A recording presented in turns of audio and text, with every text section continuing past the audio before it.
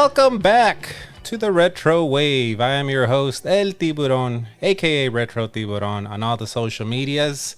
And this month we're talking favorite PlayStation 1 games.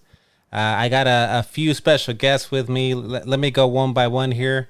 First guy we have here, the Professor Tylord Stevenson, aka the guy that has been petitioning for tank controls to return to modern gaming. That's me. Thanks for having me, Mitty. You got it. Next, happy to be here. Yeah, I've been looking forward to being here with you guys. You got it, Tylord. Next up, he's Dracula's worst nightmare. He is Omega Ace from the Omega Ace Gaming Channel, YouTube Gaming Channel.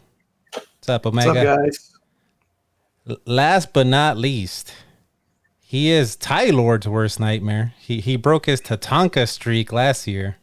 Here on the Retro Wave podcast, gamer, collector, YouTuber, Chris from the CM Retro YouTube channel. What's going on, Chris? Nothing. Thank you so much for having me back. I love being here. You got it. So we're talking PlayStation PS1. It feels so funny calling it PS1 because back in the day, we didn't know there was going to be a 2. It was just the PlayStation, right? You guys remember that? I tell some of the kids now, because I work with kids, I tell them, back in my day, it was just called the PlayStation. I had the PlayStation, no number behind it. But I kind of want to go around and you guys share your story of when you first got your PlayStation, any memories attached to it. So I'll start with Chris. Tell us about your when you first got your PS1. Yeah, for sure. Well, I grew up a Nintendo kid. And then in 97, I went in the military. And in 1998, I was stationed in Okinawa, Japan.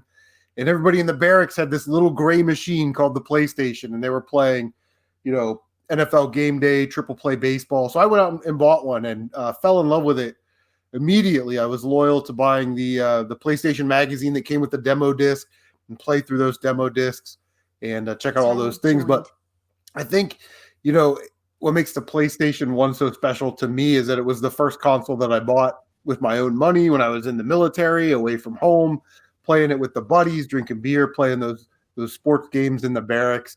And really, the PlayStation 1 made me a PlayStation fanboy, to which I still am to this day.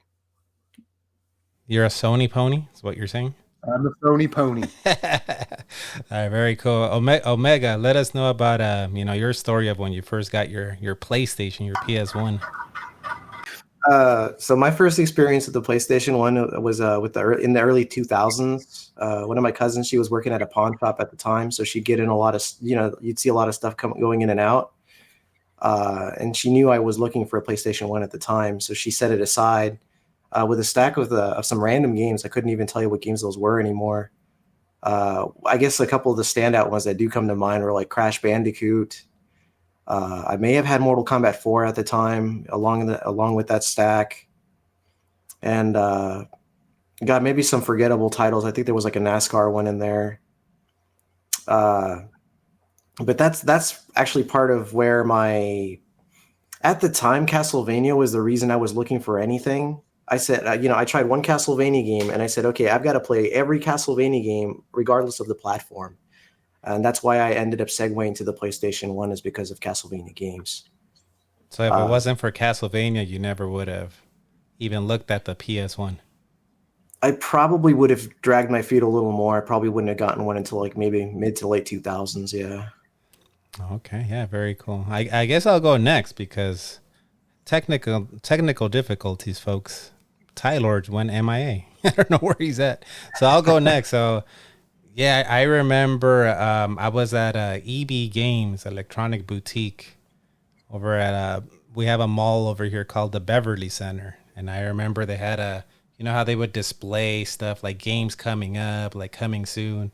And I just remember seeing like PlayStation and they were showing the lineup of games. And I was like, what? Like, what is this? Like, what is this PlayStation thing? And the graphics were like nothing we had seen before. And what caught me was, I'll talk about it later, but there was a game that I saw in the trailer that I was like, I need that.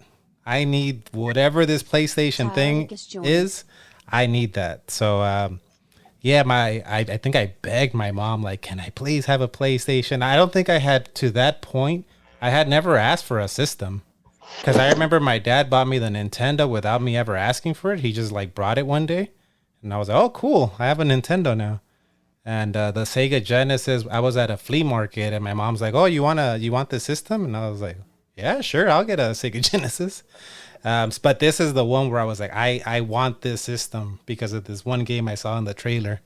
And yeah, she got it on layaway at Sears. I don't even know. Is Sears still a thing? I don't know if they're still around, but RIPO. Before I forget, before my beer gets warm, I'm gonna pour one out for Sears since they're RIP.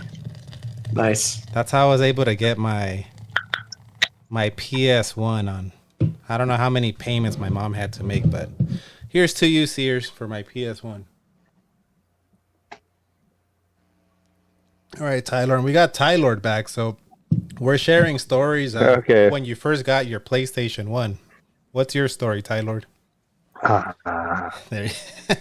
I was a Nintendo fanboy up until that. Sorry about my internet. I can't rely on my home internet. I got to switch to my phone data. No worries. I was a Nintendo fanboy, so I was all about Super Nintendo, and I was looking forward to whatever the next Nintendo console was. But I went to this place called the Warehouse. It was the Warehouse Music. I don't know if you guys had them where you are. You had like the ticket office there. Like you could pick up tickets for concerts and wrestling there, but it was a music store. And I saw the PlayStation in the package, like it was a display.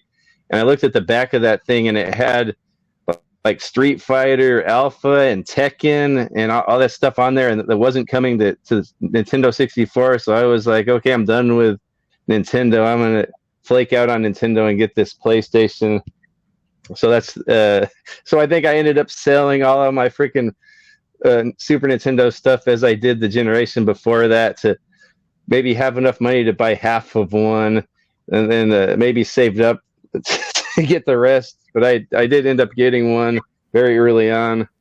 Damn. Yeah, that's what you had to do back in the day, right? Unless your parents were balling, you had to get rid of your previous stuff. Yeah. Yeah. Well, I was working around that time, but I was still in high school and I didn't have much money. Yeah. I thought about this too, and I'll go around and ask you guys. This is the first console I got that was CD, like disc based. Omega, was this your first ever like disc based console? Yeah, definitely. Yeah, before that it was just NES all day and Nintendo 64, so just cartridges. Yeah. What about you, Chris? Yeah, absolutely. It was my first CD based console. You too, Tyler? Well, actually, the Christmas before it came out, my parents got me the JVC XI because it was cheap at that point. It was like $40. There was like piles of them at Target. No one wanted them. So I got a JVC XI, and I thought that thing was awesome. I didn't realize like it was so much more inferior to PlayStation, but I thought that thing was awesome. Nice. I see Chris shaking his head. Yeah. I think he's thinking about how much that would be worth now if you had a pile of them. You think back to all the stuff that the things that we know now. If we could go back, 20 something years, when GameCubes are being blown out for $50, and Jaguars are on. Yeah. Yeah. I remember I really wanted a Sega CD. I was like, man, I want a Sega CD, but they were expensive, and I think it was good that I never got one because I don't think that system was around too long. But all right, so it has some good stuff on it. Yeah, it does. So we're gonna take a commercial break, and what we're gonna do, we're gonna come back and rank our top 5 favorite PS1 games after this commercial break.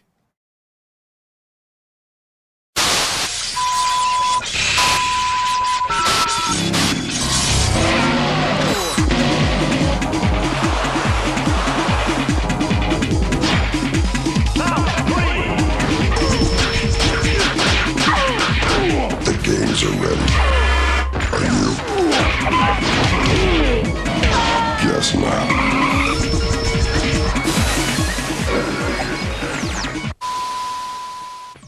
Here we are. So what we're going to do is we're going to rank our 5 favorite PS1 games. We're going to go from number 5 to number 1. And I've decided we're going to start off with, for no particular reason, we're going to start off with the Professor Tylord Stevenson. But I'm going to play a trailer to your game first, and then we'll talk about, you can talk about your number 5, all right? This is an interesting pick. Okay. But not surprising now that I know Tylord.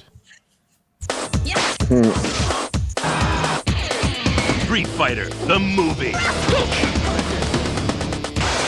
For Sega Saturn and Sony PlayStation will blow you away. Light years beyond any other game in the Street Fighter universe. It's the gut-wrenching fight of your life. Experience non-stop action with eye-popping digitized graphics. Battle head-to-head with the stars of the movie. Attack and defend with hundreds of outrageous moves. The clock is ticking. The world is watching. And the fight has just begun. Street Fighter the movie for Saturn and PlayStation is coming soon. At number 5, Tylord's got Street Fighter the movie. Is it called the movie the game or the movie the video game? I call it Street Fighter the movie, the game, but it's just called Street Fighter the movie on the package, so it's kind of deceptive. Why is this your number 5? Don't tell me none of you guys. Don't tell me none of you guys had this. No. Okay, I don't have Mortal Kombat trilogy, but I have Street Fighter the movie, the game. Mostly nostalgia for me. I don't think it's a bad game. I actually really like it. I think it's fun. Mostly nostalgia. This is the first game I got, or I think I actually just rented it at Blockbuster. And I remember I had that JVC XI before this, and just seeing these digitized like cutscenes in this game, like, whoa, video games look like movies now. And of course, I was always a big fan of Street Fighter, and I even kind of enjoyed the movie a bit. But just the idea that they have Van Damme in this, you can play as a digitized Van Damme. I just can't get over that, how cool that is. And there's some other, you can be a digitized Raul Julia. I think it's probably a stunt double, but you can be him on there.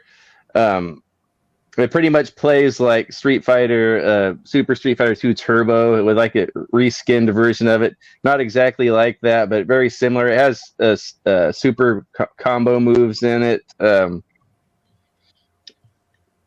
The thing about this was my buddy would actually bring a little modded PS2 to work, and we would play it in the office. Sometimes a few of us would play this game in the office at work. Oh, did we lose Tylord? Uh-oh. Oh, we lost Tylord. All right. He'll be back. All right. Chris, have you ever played this game? Any thoughts on this one? Joined. I have not played that game, but I do own it on the Sega Saturn. Nice. Oh, here he goes. Here comes Tylord. Let's see. There he is. There you go. I don't know. I think you're Okay. Maybe try turning the camera off. Yeah, I'm gonna turn my camera off. Maybe Yeah, I'll put a I'm gonna turn it picture. off. I'll put it like make a GIF of Tylord Okay. and put it in there. yeah. This will work. All right. You want my sticker up there? So we're seeing for the audio listeners, because this goes up on YouTube and audio podcast too. We're watching gameplay of it, and it looks pretty good. I mean, it doesn't look terrible. It looks a little stiffer than the IPA I'm drinking, but it doesn't look bad. Is this the only video game that Van Damme ever appeared in? It's a good question. He may have been in the new Mortal Kombat. Didn't he play Johnny Cage? Or there's a Johnny Cage, or there's a Van Damme skin in the brand new Mortal Kombat. Oh yeah, Oh, I don't know. I heard about that. Isn't that a thing? They Yeah, that's the only thing I know of. It's based off his Bloodsport appearance. He's it's like a Frank Duke skin, I think. Oh, that'd be awesome. Yeah. Yeah. You have any thoughts on this one, Omega? I know you're a Street Fighter fan, but are you a fan of Street Fighter, the movie, the game? I don't think I've ever played this one, but I know there's like a character called Sawada who I don't even remember if he's a character in the movie. I'm pretty sure he is, but he's in here and he's not, a normal character in the Street Fighter universe. And I know there's like a version of Akuma that's in here too. And even though Akuma was never in the movie, so that's a real trip. Yeah, I can't say I've ever played it though. It looks fun. Like if I ever saw it in the wild, I'd obviously pick it up. But man, I can't say I've ever tried it. Yeah, I don't think I've ever. I maybe might have played it in the arcades back in the day, but I don't think I ever played it on the console. But I just remember thinking, like, even me as a kid back then, like, oh, they're just ripping off Mortal Kombat. They're just ripping off Mortal Kombat. Like, this isn't Mortal Kombat. Come on, guys. Which was kind of weird because Street Fighter was like the top dog, and then for Mortal Kombat to come in and Street Fighter be like, oh, we're gonna copy them. It was a little weird. You there, Tylord? Back in that time too, there was fighting games were like a dime a dozen. Every franchise, like Double Dragon, had a fighting game. You know what I mean, on the Super Nintendo. Mm-hmm. It's true. Yeah, even Star Wars had one on PS1. Oh, yeah. All right. Well, that was Tylord's number 5. We're gonna go to CM Retro's number 5 after we play this little trailer for his number 5 pick. Cellular DNA. Aliens within ourselves, waiting to strike. Parasite.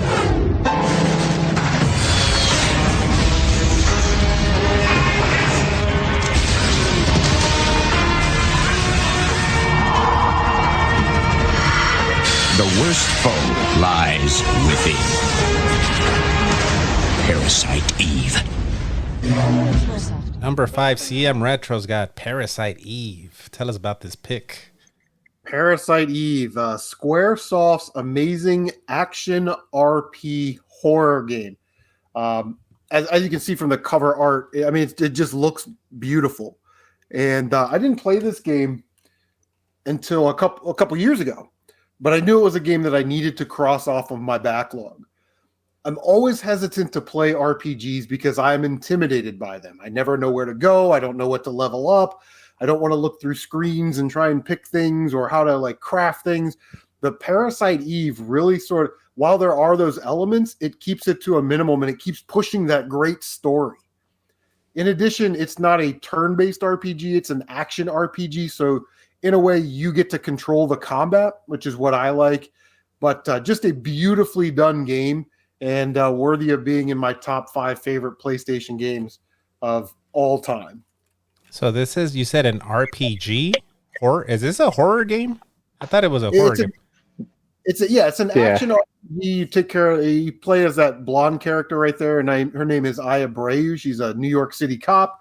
And there's like a metachlorian sort of situation going on where people are being mutated and animals are being mutated, and you have to kind of solve what's going on. And it takes place over like 3 or 4 days over Christmas in New York City. And you go, from location to location.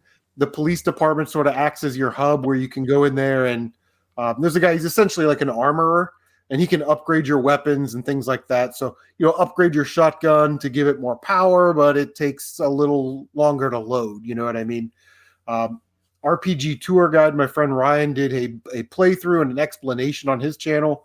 Like I said, called the RPG Tour Guide, about how to get through this game and how to level up and things like that. And, the decisions that you make in doing the level up. But really, the game is about the story.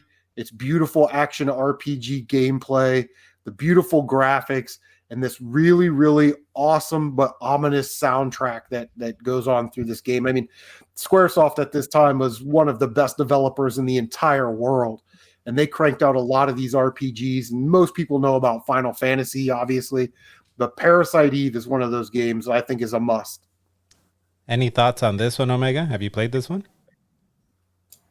No. Although I did watch Great White North play through it, if you're familiar with him. I tend to gravitate more towards like tactical RPGs. So stuff like Fire Emblem or Final Fantasy Tactics would be something that would reel me in more. But from what I did see, it did look like a really fun game when Great White North was playing through it. So shout out to Maple Leaf Muscle, Great White North. Yeah. Tylord, it sounds like you've played this one. Any thoughts on No, this one? I haven't played it. No, it's one I've always wanted to play. It's getting pretty pricey now. I might just pull the trigger on it though. Like I've been hearing so many good things about it. I know Chris loves it.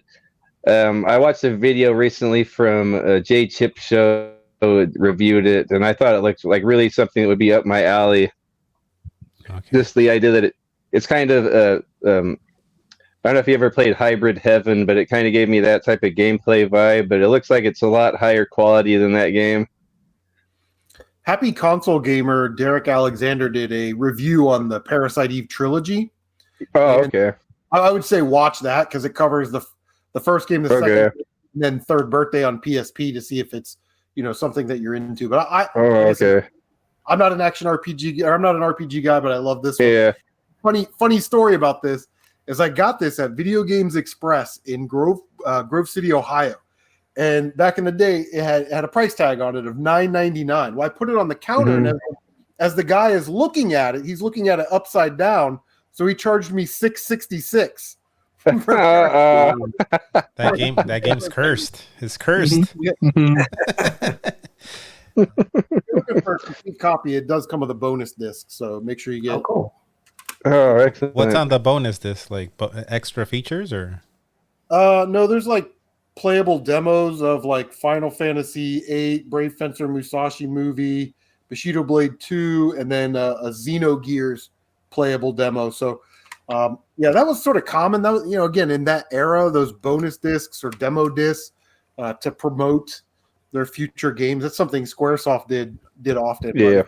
Some people on eBay are like, they're selling a complete copy, but it's actually not complete because it's missing the bonus disc. Yeah, very cool. I've never played it. I'm not an RPG guy ever. I don't think I've ever played an RPG.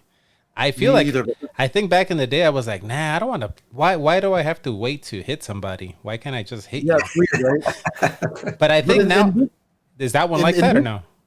No, in this game, when the enemies are on the screen, you have like a meter that fills up, and when that meter fills up, then you can attack, and this green grid like bubble opens up. Okay. And if the enemies are in that bubble, then you can shoot them. If not, you need to get closer to them. You need to kind of strategize. You need to kind of strategize. That sounds fantastic. Yeah. Strategize like I can shoot 3 with my pistol and do this amount of damage, or I can do 2 with my pistol and then go back to sort of dodging their attacks and running around, and then my meter fills up faster so I can attack again. Wow, that sounds fantastic. I wonder why they've never used that in a Final Fantasy. That kind of sounds similar to Final Fantasy 12, but that sounds really a fun way of like mixing a RPG with a horror type game. And I made a video a couple years ago about PlayStation 1 games that I think needed a remake or a remaster, and Parasite Eve was on that list. I mean, you just watch the cutscenes from that. It's almost like a movie, Wow. All right, very cool. So we're gonna go to now Omega's. Let's check out what Omega put as his number 5 pick here.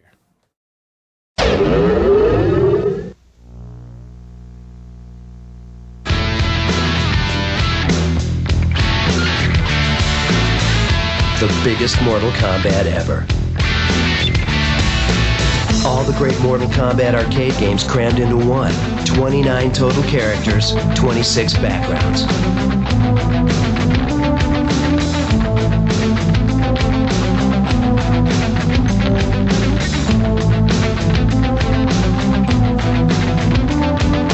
Playable bosses from past MKs.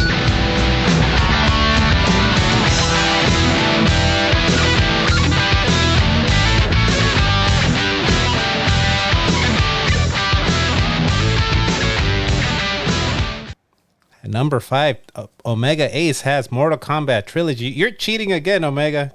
You were on the SNES episode when you picked the Super Mario All-Stars, and you picked that's like 10 games in there. How many are in this one? No, it's actually one game. Oh, it's one game? Yeah. Oh, I thought it had part 1 through 3. So this is just one. Yeah, game. they're all crammed into one game. Oh. Yeah, they compiled most of the characters, like 99% of the characters from the first 3 games, and they slapped them onto the one disc, and they called it a day. It's a big favorite of mine. I started playing this when I was, I want to say it was like a freshman in high school, I actually wanted to get this game back when I was a freshman in high school, and I confused it with Mortal Kombat 4. And after I went and picked up Mortal Kombat 4 at the flea market and I took it home, I was like, wait, this isn't what I was looking for. I was expecting the full cast to be in there and everything. But, eventually I did pick myself up a copy of Mortal Kombat Trilogy. And this was something me and my cousins would spend a lot of time playing. We really just enjoyed the ginormous cast. And you were able to make the cast even bigger by putting in cheat codes. You were able to access like Mortal Kombat 1 versions of some of the characters. Yeah.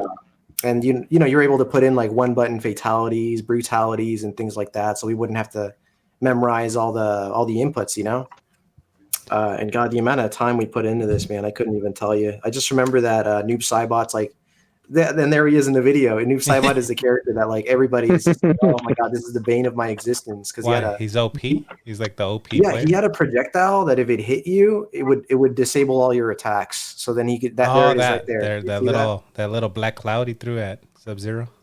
That's exactly right. So like me and my cousins pretty much were just like, no, you can't pick Noob Saibot. He's no, not allowed. Like if we're gonna play this game, you can pick him against the CPU, but you're not picking him against me. That kind of deal. Mm-hmm. So this is the ultimate. This is like the one you should play, like the ultimate version of 1 through 3. This trilogy. I would say so. Like if you're looking for a more balanced game, I'd say go with Ultimate Mortal Kombat 3. But if you don't really care about balance, which most casual fighting game players don't, then this is the way to go because it has the most complete roster out of all of them up to that point. But yeah, this is a really fun game. Even today, I still think it's great. I have a Greatest Hits copy as well as a regular one, and the reason I do that is because the Greatest Hits one actually had some bugs fixed. They had some bug fixes as well as a little bit of a rebalance there. But I love the black labels on the PlayStation 1 game, so I had to get the original one as well as the Greatest Hits. Very cool. What about you, Tylord? You're a fan of this one? Oh yeah, I love that game. I have it on N64. Are there any bugs on the N64 one? I don't know. Okay. No, I love that game because I loved all 3 Mortal Kombat. I was around back then in high school and middle school when those came out, and we would play them at the arcades. And I loved each of them. And then there was that game that came out that had all of them in one game, so you could be like different versions of the same character from different games. You could all fight them against each other. It had all the stages from all the different games. Kano, I remember I always liked to play Kano from the original Mortal Kombat because I liked his move set and you could unlock him. So they had Mortal Kombat 3 Kano and the original Kano.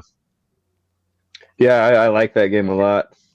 Any thoughts on this one, Chris? Mortal Kombat Trilogy? I think I played the trilogy on PS1 before, but really I sort of got out of Ultimate Mortal Kombat 3 on the Super Nintendo. But I'm pretty sure I played that game because I remember that little cloud that you were just showing Noob Saibot. And I was like, I remember. But I kind of got out of Mortal Kombat after Super Nintendo. So was he the character that would cause fights between your cousins? Like that one cousin that always had to pick him? Like he always had to be Noob Saibot? The fight would happen before we'd even, right as soon as the character was chosen, we'd already be throwing hands. It wasn't even in the game itself. Like, how dare you pick him against me? You know the rules. I always thought that was a like 3 games and like 3 different games. That's cool. I didn't know it was like 3 in 1, like one game based off of the 3 games. That's cool. I did not know that. I did not know that. All right, Tom, I'm gonna go to my number 5 pick now.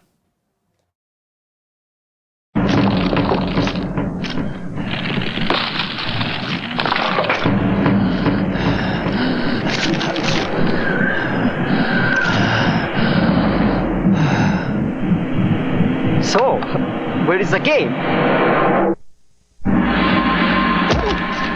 What good is the ultimate gaming system without the ultimate fighting game? Tekken for the Sony PlayStation, powered by Namco. Pick up a 6-pack! Number 5, I've got another fighting game, Tekken. I specifically have this one because, man, I'm sure there's, since then, all the games that are out now, way better than the original Tekken. This one probably plays really clunky now compared to the modern ones, but Man, I loved Tekken when I first played it on the PlayStation 1. You know, especially there's the King character. I'm a big wrestling fan, so I loved picking the King character with the, what did he have, like the Jaguar mask, and you can do Frankensteiners with them and do like a clothesline from hell. I remember the music in this game too, like the CD quality music. I would sometimes, you know how you could open the lid of the PlayStation 1 and put the disc in, and then you could listen to the music. I would just listen to the music in this game. And yeah, me too. Yeah, I even love the music so much I bought the damn vinyl because I'm like, man, so nostalgic listening to the music, like the stage music, and such a fun game. Such a fun game. I love King. I think King's my favorite. I know Tyler, you've probably played this. Oh yeah, I love this game. Just like you said, I played that at the arcade, and that's another reason why I got PlayStation over N64 was because I saw Tekken was going to be a release or a launch title, or maybe shortly after within the launch window. I saw that game on the back of the package, Tekken, and I go, man, I have to get a PS1 because of Tekken, because I love that game. Just like you said, they had all the wrestling moves in there, like all those guys, and it looks so real at the time. We're used to like the frame by frame stuff with 2D stuff, and then you see these guys like doing like vertical suplex or a power bomb. It looks so cool in that new 3D style. This was all new at the time. This and Virtua Fighter were the new big top 3D dogs. Yeah. So I love this game. I would do the same thing. I would listen to the music on the CD tracks. You could actually put it into your CD player and skip the first track, and then you could listen to the music in like your CD player. Yeah, music's so great. Yeah. Yeah. What about Omega? You ever play this one, OG Tekken? Only at the arcades, actually. I remember there was one in like a hotel lobby, and I put some time into that one. I thought it was really cool at the time. I think it was the first time I've ever seen a 3D fighter, so that blew me away. You know, the third dimension, right? Like, oh, whoa, you know, this is unheard of. So it was really cool, man. Really neat. Yeah. What about you, Chris? And before you answer, can you first answer me this question? Is there a fighting game that doesn't have a wannabe Bruce Lee in it? Does such fighting game exist that doesn't have a wannabe Bruce Lee? I think that's a staple. You got to have the wrestler. Yeah. Kung Fu Master, you gotta have the ninja. I wrote like Omega. I remember playing Tekken in the arcade because there was one at the Enlisted Club when I was stationed in Okinawa. But I've never played the 3 on PlayStation. I got into Tekken when Tekken Tag came out on the PlayStation 2. Now I have the Tekken games on PlayStation 1, and I actually want to play Tekken 3 because apparently there's a survival mode in that. And I kind of want to check that out and see how that plays. But yeah, Tekken, I've always said this about Tekken, just as a whole.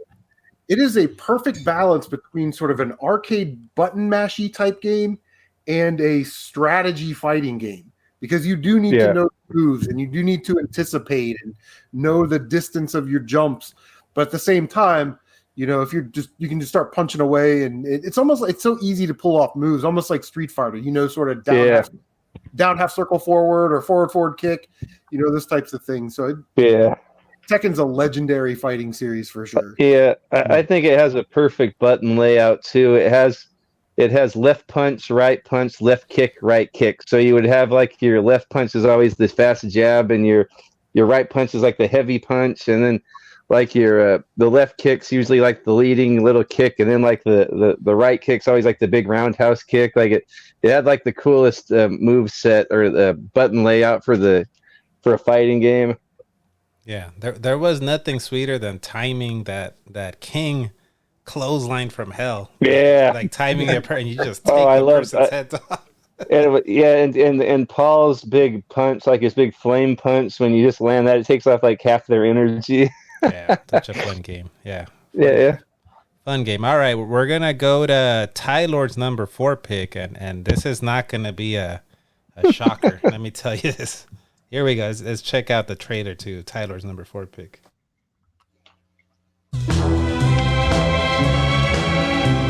Ever wonder what it's like to be 007?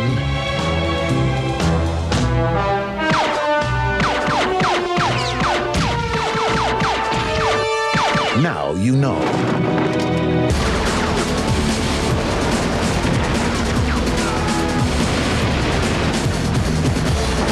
Be Bond on PlayStation Game Console. I've had you on a bunch of times, Tylord. I don't think you've ever not had a James Bond game. Yeah, but that's No matter why what.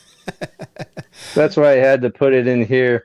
So this is I can't go. James Bond Tomorrow Never Dies? That's the title, right? Yeah. Okay. So this is no GoldenEye. GoldenEye is superior in most ways. I'll say maybe in most areas, GoldenEye just blows this game away. But the PlayStation has its own limitations, and the N64 has its limitations. So this one you might see better textures and more videos and more voiceovers because the disc holds more, whereas N64 had the muddy textures and not really any videos or sound, but the game is way better. This thing is a fun game though, and this doesn't have multiplayer, but I'm more of like an introverted gamer most of the time, so I don't mind that. Although, man, it's hard to go without that multiplayer at GoldenEye, but this game's really good. I don't just like it because it's a Bond game. I've always been into third-person shooters. This one has a lot of variety too, just like most Bond games. It's third-person. There's a lot of on-foot shooting levels, run and gun, like on-foot third-person shooting levels. There's some downhill skiing levels, sort of like out of The Spy Who Loved Me, downhill skiing levels, and there's one driving level, which is kind of impressive for the time because you actually control as Bond. You go around and shoot some guys, and then you get into the car, almost like Grand Theft Auto, and then take off in the car, which I thought was kind of impressive. It came out in '99, which was a year after, or 2 years after the movie came out. And so just like GoldenEye came out on N64 2 years after GoldenEye movie, this thing came out 2 years after Tomorrow Never Dies. And I think The World Is Not Enough was already like in the theater by this point. But no, I love this game. Our boy Tommy Tellerico did the music for it, and I think it's a banger of a soundtrack. I would like to get the soundtrack, but it's very expensive. It's not the same soundtrack as the movie soundtrack, which I love, but it's a totally different soundtrack. Yeah, really fun game. If when you play, I play past the first level. It does the opening title sequence, so it'll show the intro from the movie and play the Sheryl Crow song. It has the entire Sheryl Crow song with the intro from the movie. But the cool thing is it has the credits for the video game, so it's telling all you the developers the credits. I think that was pretty cool. What and then if you beat the game on Sheryl Crow song, though, All I Want to Do Is Have Some Fun. Yeah. No, Tomorrow Never Dies. Okay. You probably don't know it, but yeah. So it's really cool to have that on there. And then if you beat the game on 00 Agent, which is a pain in the butt. It plays the Katie Lang song "Surrender" from the movie. It's really cool, James Bond song. So I love that. It's kind of worth it trying to beat it on 00, which is a pain to get that cutscene at the end with that Katie Lang song. Yeah, very cool. Yeah, and this thing it follows this plot of the movie, but it goes off the rails as most James Bond or movie-based games do. And you can actually save in the movie. Terry Hatcher dies, but you can actually save her in the game, which I thought was funny. You can save her and she lives. And you can actually play in one level, you play as Michelle Yeoh, the Kung Fu girl. You get to play as her in one level, which I thought was cool. Yeah, so Tomorrow Never Dies, just being a big Bond fan, and I've always liked this game, so I have to put that in my top 5.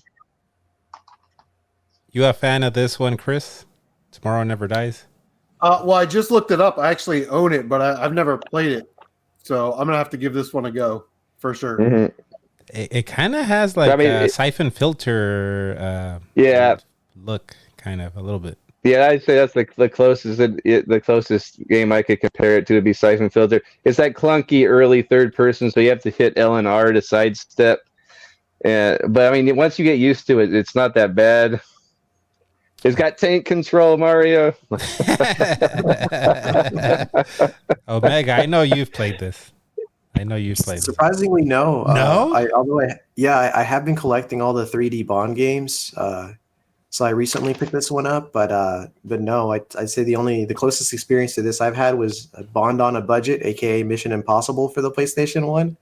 Oh yeah, and that one's kind of fun. You know, it was one of those games. It's like I received it as a gift, and I received it as a gift from an aunt, and I said, hey, you know what? It's like I own it. Of course, I'll try it. And it was one of those games that I grew to like. But short answer, no, I've never played this one. You know what? I've only played, I think, GoldenEye. Like, as far as Bond games, I felt like after that, when I would see Bond games come out, I'm like, well, but it's not GoldenEye. So why am I going to play this? I always felt like every game was a downgrade, but I know, Omega, you've streamed like a PS3 one, and I've heard Tylord talk about other Bond games where you guys are kind of saying some of them might be on the same level or maybe a little better than the GoldenEye game. You know what? That World Is Not Enough on N64 might be better, actually. You guys ever played that? The World Is Not Enough on N64? You guys agree? You agree, Chris? It might be better. I've played it. You know, it was one of those games I owned as a kid. Yeah. For us, like GoldenEye is a game that I've never finished because when we were kids, we would just play the deathmatch mode. Yeah. But I will say a James Bond game that everybody should have in their collection is Everything or Nothing. Yeah, my boy. Yeah, my boy. There's no excuse. It's an original James Bond game. It's got voice acting from Pierce and Shannon Elizabeth. The entire cast. And it's just like there's no movie for it, but it's like if that movie existed, it would be the game for it.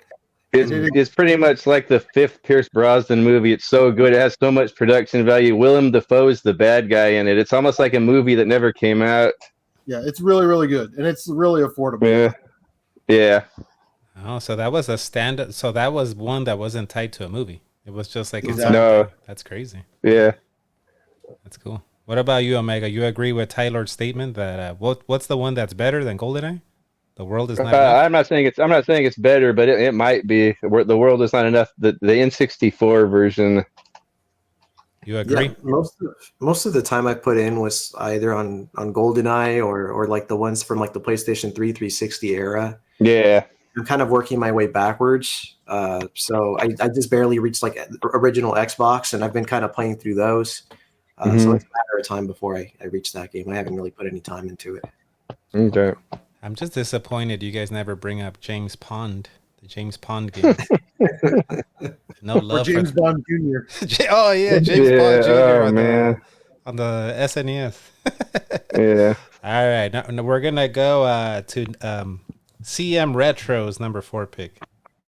Discretion is advised. If you own just one racing game, it has to be Hydro Thunder. You've never seen anything like this. For 2 players, or 1, Hydro Thunder, rated E from Midway. CM Retro's got Hydro Thunder at number 4. Yeah, number 4, Hydro Thunder, the greatest arcade racer of all time. I remember walking into the enlisted club at the Marine Corps Air Station Fatima. Right on the right-hand side was the arcade, riding Tekken, some slot machines. And in the back, there was this loud, obnoxious, bright blue arcade cabinet screaming at you that you could hear all the way down the hallway. And that arcade game was Hydro Thunder. And we sat there and we pumped dollars into this thing. And when it came out on the PlayStation 1, I knew that I had to have it. It runs fast, frantic. You can see there you get the boost. And basically, in order to win, what you want to do is you want to try and find the shortcuts and never run out of boost. You want to make sure that you're constantly using those boosts. Now, the N64 version looks terrible, plays terrible, but it is 4-player. The Dreamcast version looks the best, sounds the best, but it doesn't have the 4-player mode. The version that you want to get is the PlayStation 1 version. Graphically, it's about so-so, but that CD quality sound, you also get a time trials, and there's also a career circuit mode where you start with a certain amount of coins and you pay for a race, and depending on how you do, you get more coins and you buy entry into another race. But everything about this game just oozes so much fun. and it's reasonably affordable. It's about a $30 game or so. Must own. Do you need like some sort of peripheral, like a Wii a wheel, or are you good with the controller? You can actually use the PlayStation 2 controller or PlayStation 1 controller. And in all honesty, it's easier to control than the Dreamcast version when you're trying to do the boost jumps or the boost start, just because of the way it's laid out. And I would also say that the PlayStation 1 version is a little bit more forgiving than, say, the Dreamcast version. The Dreamcast version demands that you get all the shortcuts, get all the boosts, and get to the end. In the PlayStation 1 version, you can miss a boost here or there, and you can still finish in first place. That's the circuit mode right there. So he's going to pay another $1,500 or $2,000 to race in the next race, and he wants to win that so he can get $4,000 back. But Hydro Thunder, it's big, fast, clunky, chunky, tanky, and it's just a hell of a good time. Any thoughts on this one, Tylord? No, I've actually never really played that. In my mind, I was thinking Jet Moto, but no, I haven't played this one. This looks like something I should seek out. What about you, Omega? You played this one on the PS1? Yeah. The little time I put into it, I guess the best way I would describe it is if Wave Race and F-Zero had a baby. This game would come out of that. It's super fast paced. It's like, I mean, if you've ever played Wave Race, it's pretty slow in comparison. Mm-hmm. It's fun, like just to see him retro set. It's very arcadey. It's that same feeling you get when you play games like Cruisin' USA. It's like you put in that money, you put in that quarter, and you just crank it to 11, and see how fast you can get there, to the finish line. It's a lot of fun for sure. I think I've only played this on the arcade. Wasn't this one the one that had like a handle you would pull? Like yes, with a little boost button. Yeah. Okay. A single player cabinet, and then up to like a 4-player cabinet. Yeah, wow. I remember playing this in the arcades, and like you said, it's that adrenaline rush because you're constantly picking up like those boosts, the blue boosts, and you're constantly like pulling so you can go faster and faster. And nothing beats like those arcade racers. I remember this one, but I've never played it on the PS1. I didn't know it was one to seek out. And you said it's fairly cheap. Yeah, it's about $30, and like you do get the 2 extra modes that you don't get in the N64 or the Dreamcast version. You get the time trial mode and then the circuit, the career mode essentially. And it is a little bit easier. I actually popped it in before the podcast and was playing it to try and mentally compare it to the Dreamcast. The Dreamcast version, like I said, is very demanding. The PlayStation 1 is a little bit more forgiving. So if you're not a hardcore arcade racer, this is definitely the version for you. Very cool. All right. We're going to go now to Omega Ace's number 4 pick. This one, you got some explaining to do. This one shocked me. This is a shocker for me. Let's check out his number 4 pick.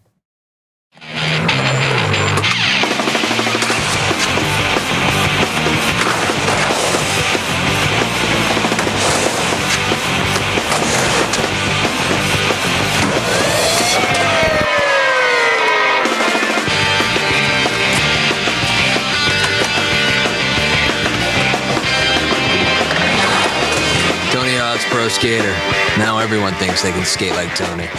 At number 4, Omega Ace has a Tony Hawk's Pro Skater. I did not know that you were a skating fan. I did not know that. I did not know that. You'd never find me on an actual skateboard, but I don't know what it is about this game. It's so freaking charming, man.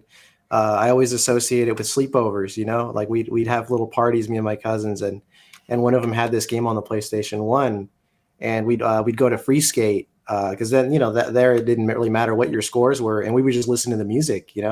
I was introduced to so many bands this way. The Vandals, the Dead Kennedys, Primus, Goldfinger, I want to say is what they were called, just to name a few. The Suicide Machines, I think that's another one too. But my God, dude, like it didn't really matter who was winning or who was losing. We had a good time regardless, just listening to the music and just screwing around, looking for secrets, looking for gaps. If you remember the gaps, like when you'd like grind on one specific rail and land on another, and the gaps would have unique names. We'd be looking for those, the hidden tapes.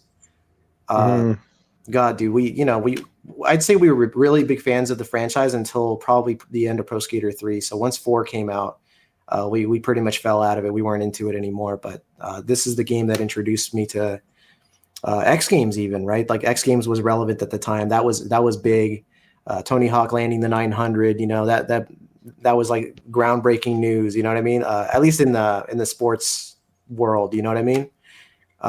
Extreme sports, I should say. But we'd always, like whenever we weren't really feeling like playing together, one of us would just watch the other, try to get all the tapes and unlock everything, because you would unlock a short video clip of that skateboarder, doing their thing, like where, yeah, you know what I'm saying? Like they actually had real footage of the skateboarders as a reward for completing their career, essentially. And if you were good enough, you would unlock ones where it would be bales. It would just be skateboarders, slipping up and eating the pavement or hitting the bar with their nuts, etc. It's just a really good time, man. Great game. So would you say the wheels fell off the franchise after part 4? I just feel like they were doing too much after that. I personally feel that way. I know a lot of people think Tony Hawk Underground was pretty good and Underground 2. I didn't give those a chance, but just 4 had way too much going on. It just wasn't as simple as it used to be, and that was kind of off-putting for me. All right. Chris, I saw you shaking your head in agreement when you saw this pick. Any thoughts on this, Tony Hawk's Pro Skater? So I have never played a Tony Hawk game. All right. And you hear so much about it. I have a list that I made for next year for my gaming goals, which is to beat one game in a franchise that I've never beaten a game in that franchise in. And Tony Hawk Pro Skater is on that list. So I don't even know what you're supposed to be doing in Tony Hawk Pro Skater, but I just thought it was great that Omega brought it to the table, because it's one of the most popular games of all time, and I've never played it. Yeah. So you suggest this one to him, Omega? If he were to play one? Yeah. I mean, especially if you're into like punk rock, like that's, the soundtrack alone is what's going to keep you there, Very cool. Now, I was shocked you had this on your list, but I will get a freaking heart attack if I find out Tylord played this back in the day. Did you play this? No, I like this game. Oh, you've played this? I love this game. The only thing, I'm no skater. Like the only thing I can associate a skateboard with is eating pavement, because I suck at skateboarding. But no, that game is fantastic. My little brother and I would play it all the time. They really nailed skateboarding as a fun gameplay mechanic. Like I don't know if you can do all that stuff in real life, but something about how that mechanic is so satisfying, where you can just grind on any edge. You can grind on a freaking telephone wire, like any edge of a surface you can grind on. It's really satisfying, and then you can do the turnpike jumps and do tricks up in the air and try to land it right. No, it's a fun game. So would you suggest this one too, then, like Omega Part 1 for Chris to try out? Yeah, one or two, of course. I can't remember the one my cousin and I would play was I don't know if this one had it, but it had the 2-player battle mode where you paint the whole area. By painting it, you do a trick. Like one guy's red, one guy's blue, and you have to do a trick on every bench or rail or building. Like you have to paint whoever paints the most of the town wins. I forget if that's on the first one. I know it's on the second one. But this is a fun little game. And then like Omega was saying, the soundtrack in this, I'm not really a music guy into music, but all of those songs are ingrained into my head, all of the songs in that game. Don't you guys find that with you play a game enough and they have licensed music, you'll like music you didn't even know you were into that type of music? Yeah, but they're all pretty catchy songs though, but yeah, very cool. One can argue that that game is actually what determined for the next decade the type of music that I was into. So I feel cool. Yeah, very cool. Cool pick. It would be weak because I remember all my friends were playing this game. Like everybody had Tony Hawk, even if they weren't skaters, like you said. They were, and some of them I remember kids that weren't into skating kind of got into skating because they played Tony Hawk. That's pretty crazy. See, so video games aren't all bad. You know, they some kids they got them out there and skating. Yeah, got them into doing something physical. Huh? Yeah. All right, I'm gonna go to my number 4 pick here. It is better to give than to receive. Give it to him good when WWF WrestleMania slams out of the arcade and into your home. To thine own self be true. With the most true-to-life wrestling you've ever seen. Love thy neighbor. But sometimes love hurts in the World Wrestling Federation. Do unto others. Do it to him first. WWF WrestleMania, the arcade game for leading home systems. Just like Tylord has to have a James Bond game in every list. I gotta have a wrestling game on my list. So at my number 4 pick, I've got WrestleMania, the arcade game. You know, when I was talking earlier about watching that trailer at an electronic boutique and seeing that one game that I was like, oh, I need to have a PlayStation. It was this game. It was not Battle Arena Toshinden or Jumping Flash. I was like, they have a WWF game and it looks like that. I need to have a PlayStation as soon as it comes out. And I'm going to be honest, I don't think it's my favorite wrestling game on the PlayStation. I think I like Power Move Pro Wrestling better. But I'm putting this in here. I'm putting some respect on it because it was the system seller for me.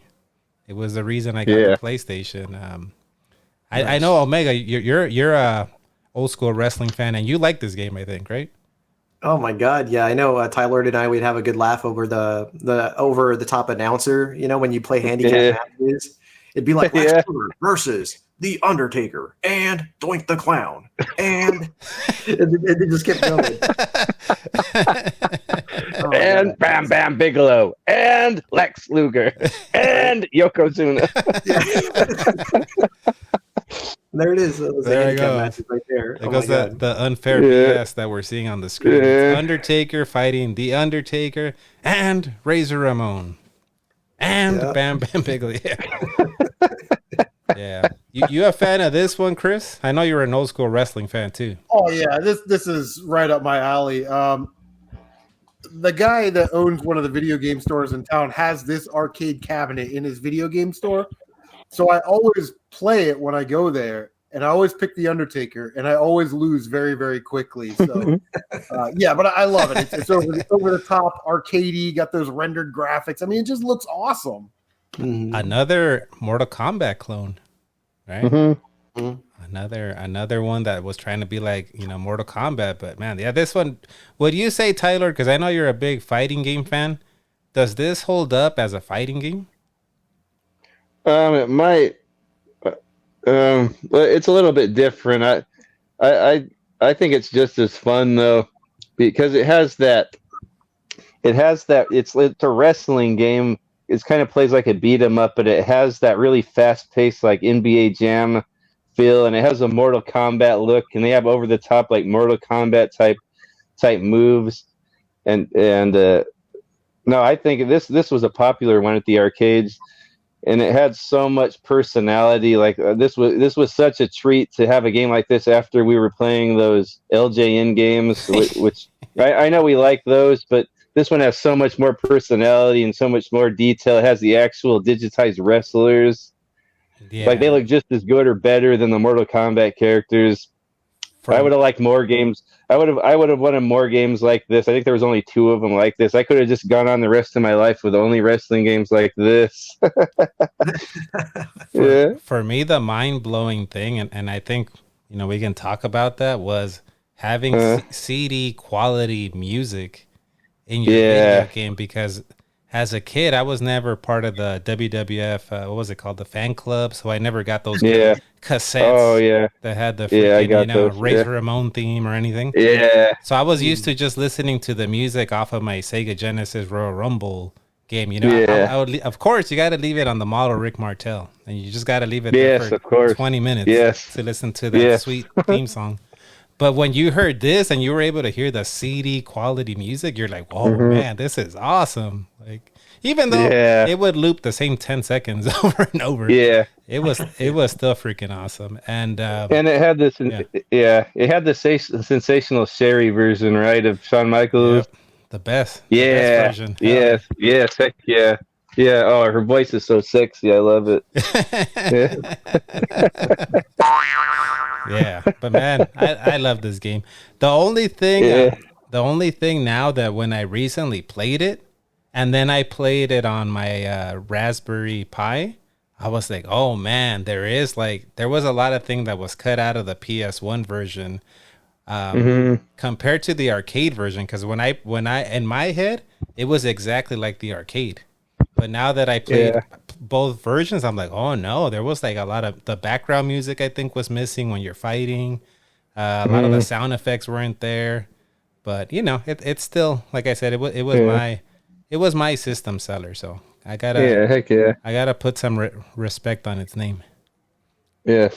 All right. So that was my number. What was that? My number 4 pick. Was that my number 4 pick, or where are we at? That was your 4, yeah. That was my number. Can I say something real quick? Yeah, sure. Go ahead. So we've only shown 8 games, 2 apiece. I think anybody would be happy with that as their collection. Yeah. Yes, it's true. And we still have a lot of games to go. Yes. And not a repeat yet. We don't have a repeat yet. All right, but we're getting into the top 3s now, so let's check out Tylord's number 3 pick.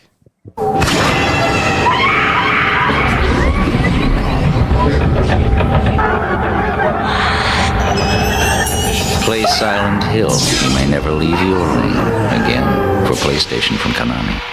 Number 3, Tylord's got Silent Hill. Yeah, absolutely. Okay, so this is a game I always liked. I would play it from time to time, but I never beat it. I was more of a Resident Evil type of guy. But I went on to love the Silent Hill series. Like Silent Hill 2 is probably one of my favorite games of all time. I play it like every year around Halloween. And then a lot of the other ones I play a lot too, but I never actually beat Silent Hill 1 until last year. Was the first time I beat it for Omega Ace's Halloween challenge. It's the first time I ever beat the game, and I'm so glad he had that challenge because it made me realize like this is one of the best games ever made.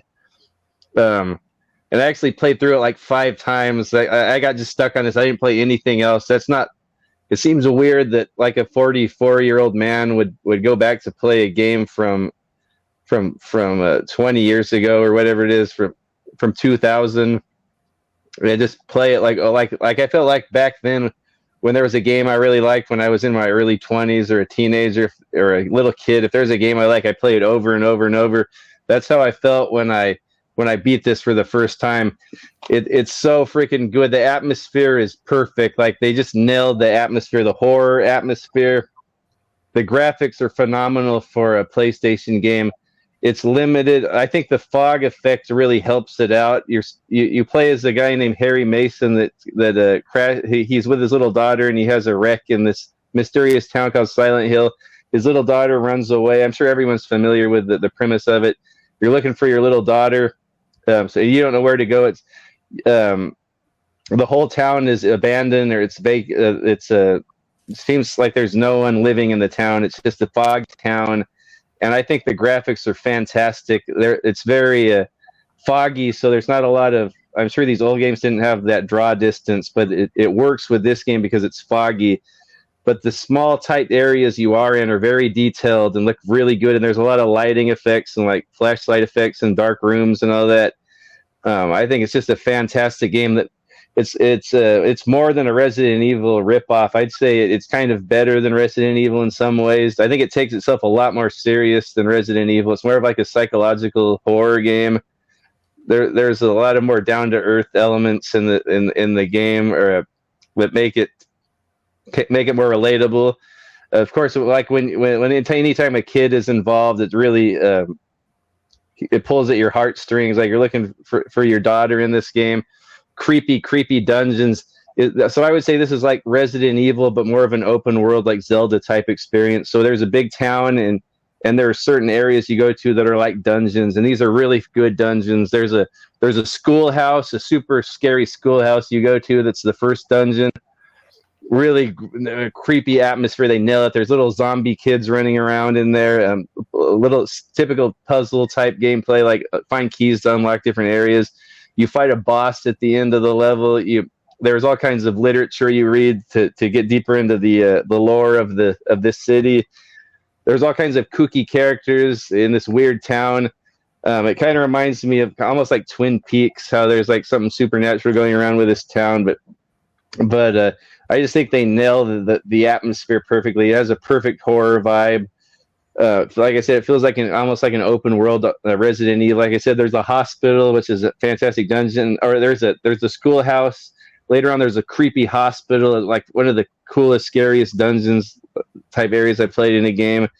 And I think the combat is not bad. I would always hear this game's kind of sluggish and bad, but I think your little character, Harry, moves around really good. He runs pretty fast, and he's quick to the draw with his gun. He has like a little backdash, and every time you shoot a monster, it's really satisfying. Like, it's really loud. Like, the gun has a lot of impact. I really like the when you kill the monsters with the gun. It has a map, of course. It's really satisfying to go around to all of the dead ends and mark it off on your map, and go to every door in the hospital and mark it off on your map. So it's easier to find your way around that way. You don't really need a guide, although there are some secret endings. The game has like 4 or 5 different endings, so you might need a guide to find all of those. Of course, there's unlockable weapons in this game. You can unlock like a chainsaw on your second playthrough. You can unlock like a laser pistol. You can unlock a samurai sword. So it has a lot of replay value. Like I'm telling you, I played this game like 4 times last year after Omega Ace did his challenge. So yeah, I'm really happy I played this game, because it was always one of the games I liked, and I'm super pleased that I'm glad I got it when it was cheap, because it's really expensive now, and there's not very many ways to play this game now, other than if you have your original copy for PlayStation 1, or if you get it off of the PlayStation Store off of PS3. Or PlayStation Portable. That's the only way to play this game, which is a pity, because more people need to have this in their lives. Okay. So that's my pick, Silent Hill. I was about to ask you, because I have the disc for this one. I was like, oh, good. Yeah, keep it. Yeah, you could get a lot of money for that. Okay, cool. Chris, any thoughts on this one? Have you played this one? No, Silent Hill is on that magical list of games that I have never beaten one game in the franchise. Oh, okay. I was going to ask, since Omega Ace has played it and Tylord has played this game, how long do you think it is in hours? Like, if a first time playthrough should take about how many hours? I would say the first time through, I think I took my time. It could have been anywhere from 5 to 10. I know every time after that it was around like 4 hours. Oh, so it's not super long. Yeah, I would say, like, if you really stretched it like I did, it might stretch out to like 8 or 10. Wow. That's my sweet spot. Oh, he has it. Yeah. No, I love it too. Yeah, that's why I wouldn't have played it over and over if it wasn't like that. I think that's the sweet spot too. Some of these games just drag on and on and on, and this game is just so satisfying. It does everything it needs to within like 5 or 10 hours. Yeah, it's so good. All right, good to know. I'm even more motivated to play it since you said how long it is. Yeah. Omega, you played this one? You played through this one? No, actually, no. Yeah. For the sake of context, the challenge thing really was just I just asked other YouTubers to pick any horror game for the month of October, play through it, and then just send me a clip of the final boss. And then all I did is just I played a video live of everybody's final boss battles from all these different horror games. And I added this like limit of only 2 people can play the same game, just to break redundancy. And that was actually my first time seeing the final boss for Silent Hill. There were 2 people actually that played through the first Silent Hill. Yeah. One of them. And we both had a different boss, because there's 2 different bosses you can fight depending how you play through the game. And I think each of us had a different boss. Yeah, so that worked out pretty well. The game took advantage, like the draw distance issue, and you used it to their advantage. I think it did that perfectly. Yes. Yeah, that was really clever use of that, as opposed to games like Tony Hawk's Pro Skater 1, where it's like, why can't the skateboarder see 10 feet in front of him? That doesn't make any sense, you know? Yeah. But no, I mean, it's a great game, at least from what I've gathered, and I definitely would like CM Retro said, I'd love to try the games in the series. I don't think I have immediate access to any of them at the moment, but if I ever do, I certainly wouldn't mind trying one. I only played one. Which one was the one, Tylord, on the PS2 where you have to drop a 6-pack? Oh, you hate that soda? one. Yeah, that's 2. That's like one of my favorite games, Silent Hill 2. So I tried playing through part 2 and I got mad because you know how you have to solve puzzles in games like this and Resident Evil?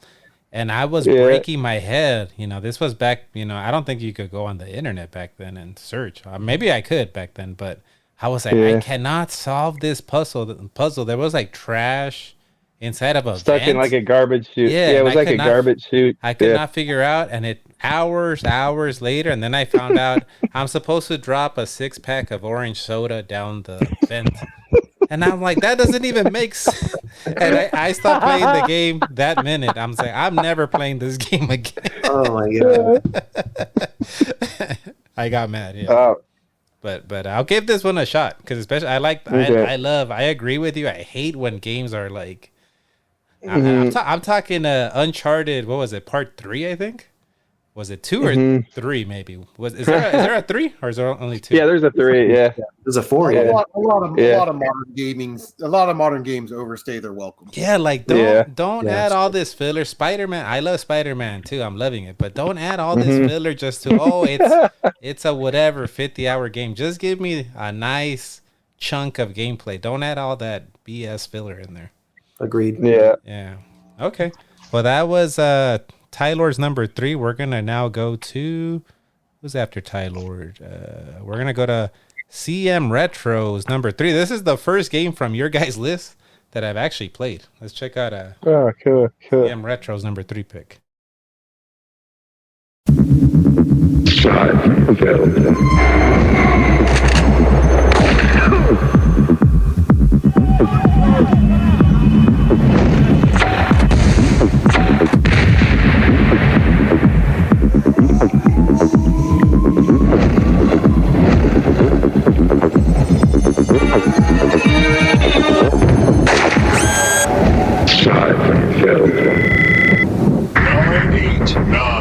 At number 3, Chris, CM Retro has Siphon Filter.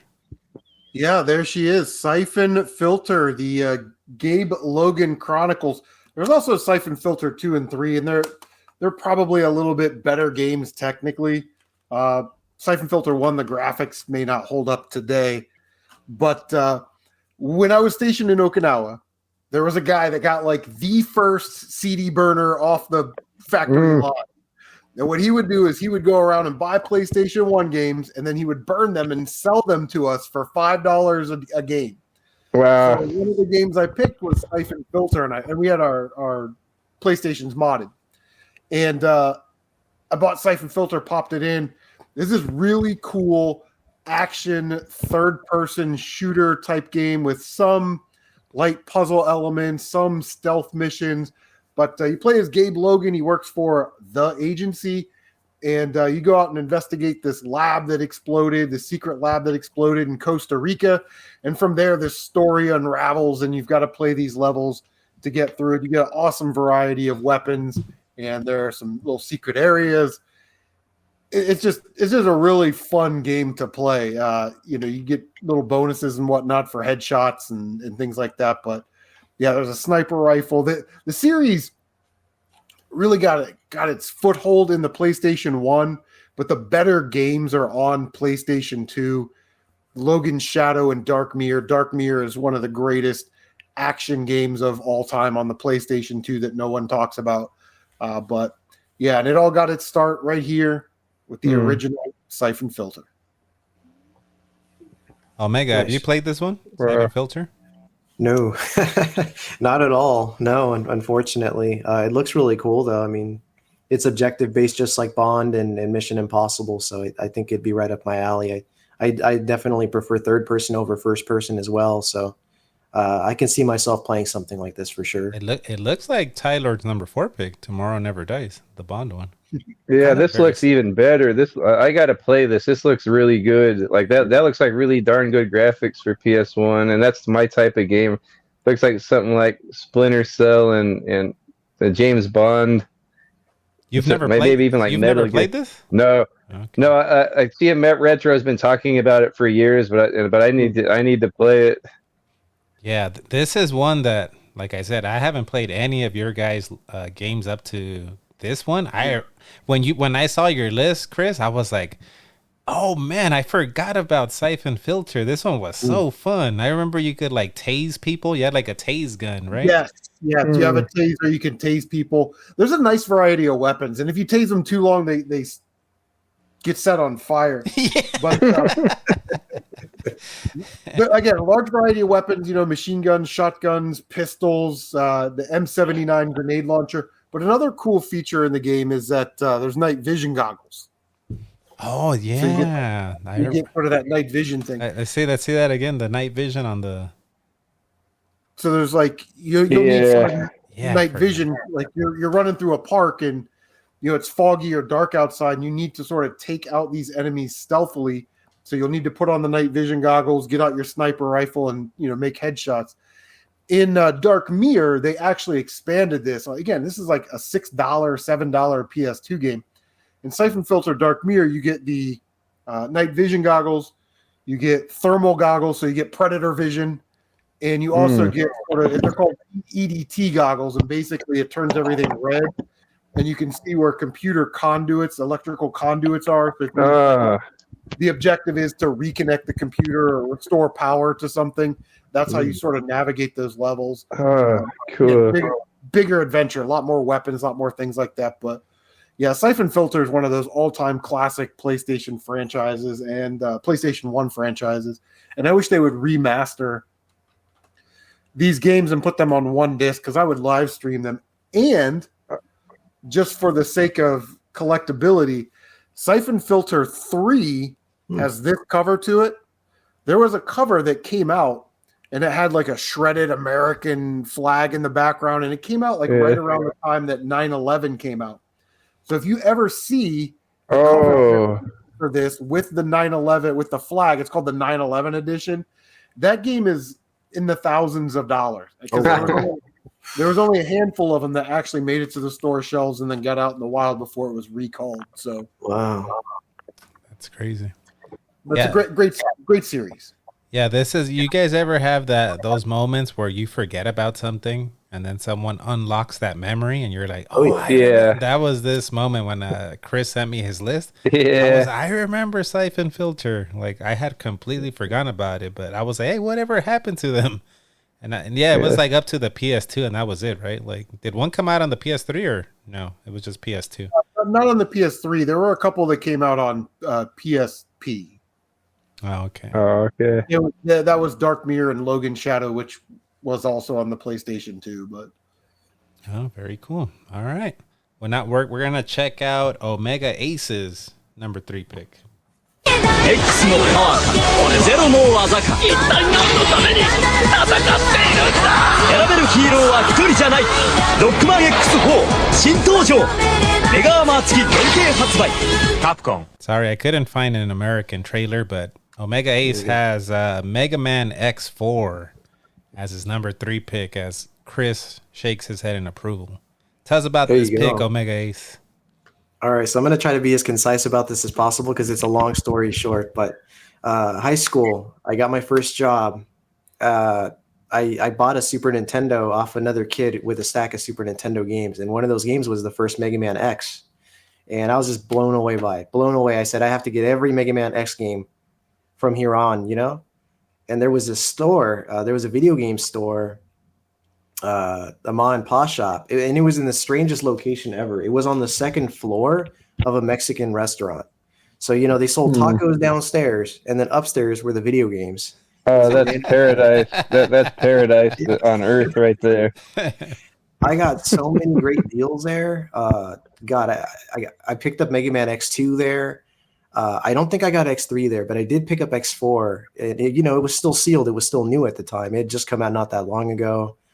Got Ninja Gaiden 3 I picked up for the NES as well. But I mean, I'm digressing here, but this game is just, I mean, it has animated cutscenes, like that introduce you to the bosses, gets you really hyped up for the level too. You kind of get like a little taste of the background there. Mm-hmm. The music is top notch, and like you said, the CD quality music in this, man, it really just made the X franchise stand out even more in a good way, and visually the graphics, the sprites, they look so good. When PS1 does 2D, it kicks so much ass, man. Like you always talk about the 3D games because that was what was new at the time, but I've always appreciated 2D on the PlayStation 1 because this, I'd say maybe the Saturn rivaled it, but I mean, no one else really did. So. I was gonna say, because for those of you that don't know, Omega Ace on the Omega Ace Gaming YouTube channel, he streams. You streamed a lot of the Mega Man games, and I've seen you play some of the more recent ones, like I think X7, X8, right? And this looks better than those. Mm-hmm. Yeah. Because of the 2D, you're saying, because it's just the 2D sprites, they look really, it looks like a better game than the X. I mean, graphic-wise, at least. It's just such a clean looking game, man. And like when you compare it to, like, I'd say X5 was like the start of the decline. Like it was still playable, it was still okay. And then by X6, I just didn't like it. It was just a shell of its former self, But God, man, I don't know. Just just fond memories of the tacos and that store just upstairs, and getting this copy for what I think it was retail cost at the time, but I didn't care. It was that good. You know what I mean? It was that good of a game. I said, yeah, I'll pick it up off the shelf. I don't care how much they sell it for, really. Before I still have that copy here, so I mean, I'm happy to still be owning that copy of the game. It's just such a fun game. Before I ask Chris for his thoughts, what kind of tacos did you get? Carne asada. You got to have the carne asada with the hot sauce on there. It's so good.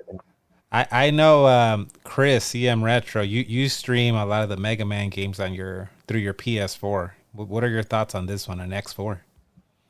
So I've never actually. I'm working my way through the X games. I had X, the first one when I was a kid, loved it. It's one of the greatest games of all time. I think Mega Man X is perfect. It's a perfect 10 out of 10 game. 2 is okay. I just live streamed 3, and that was a struggle to get through. But Omega swears by X4. Mr. Matthews swears by X4. So I think I'm bound by maritime law to play Mega Man X4 on the PlayStation either this year or next year. So I'm looking forward to it because I love Mega Man so much. Nice. Yeah. Tylord, you play this one? I played it a bit. I'm surprised Chris never played this one because I thought the M and CM Retro was Mega Man. I'm surprised, but no, I'm not as good like you guys and Mazen playing these games. I struggle with these Mega Man, but I did play this one a bit. I remember earlier on when games were cheaper, we picked this one up, and my brother and I would play it. This is the one that has the cutscenes, right, with the voice acting. Mm-hmm. Like the videos, right? I know Mega Man 8 had that. I'm trying to remember. Okay, maybe. Okay, yeah, maybe it did. Yeah, it also. This one has animated video cutscenes, right? Mm-hmm. Yeah. Okay. I think I did play this one, but it's been ages. I've said it before. I don't think I've ever played a Mega Man game. Maybe one on the NES for a little bit, and then I was like, "This shit's too hard. Let me play WrestleMania Challenge again." Let me go back to WrestleMania Challenge or Maniac Mansion and put the hamster in the microwave again. Like, I think it was maybe just I would get scared off by really hard games. I think when I was a kid. Mm-hmm. So yeah, I never played this one, but. Yeah, cool. This is one, honestly, I'm going to be honest. This is one of the ones that I've seen that I'm like, I would play that. That looks kind of cool. It looks fantastic. I'm not going to lie. I've seen you stream the X7, X8, and I'm like, I even see the look on your face while you're streaming, and I'm like, I don't know if I want to play that. Yeah. Yeah. I was doing it for the content, man. I did not like those last 2 games. All right, so I'm gonna go now to my number 3 pick. Ago, someone said, I'm better than you. Giants take the floor. Some shoot, some dribble, some experiment. They scrape the ozone, get scrappy, harder to counterfeit. Gravity loosens its grip. Hands become hammers. Point guards become lethal. The innovative are rewarded with victories, championships, frequent flyer miles. Dunks become landmarks. And above the rim you hear, I'm better than you and I can prove it. NBA Live 97. If it's in the game. You know, usually these old sports games are shovelware.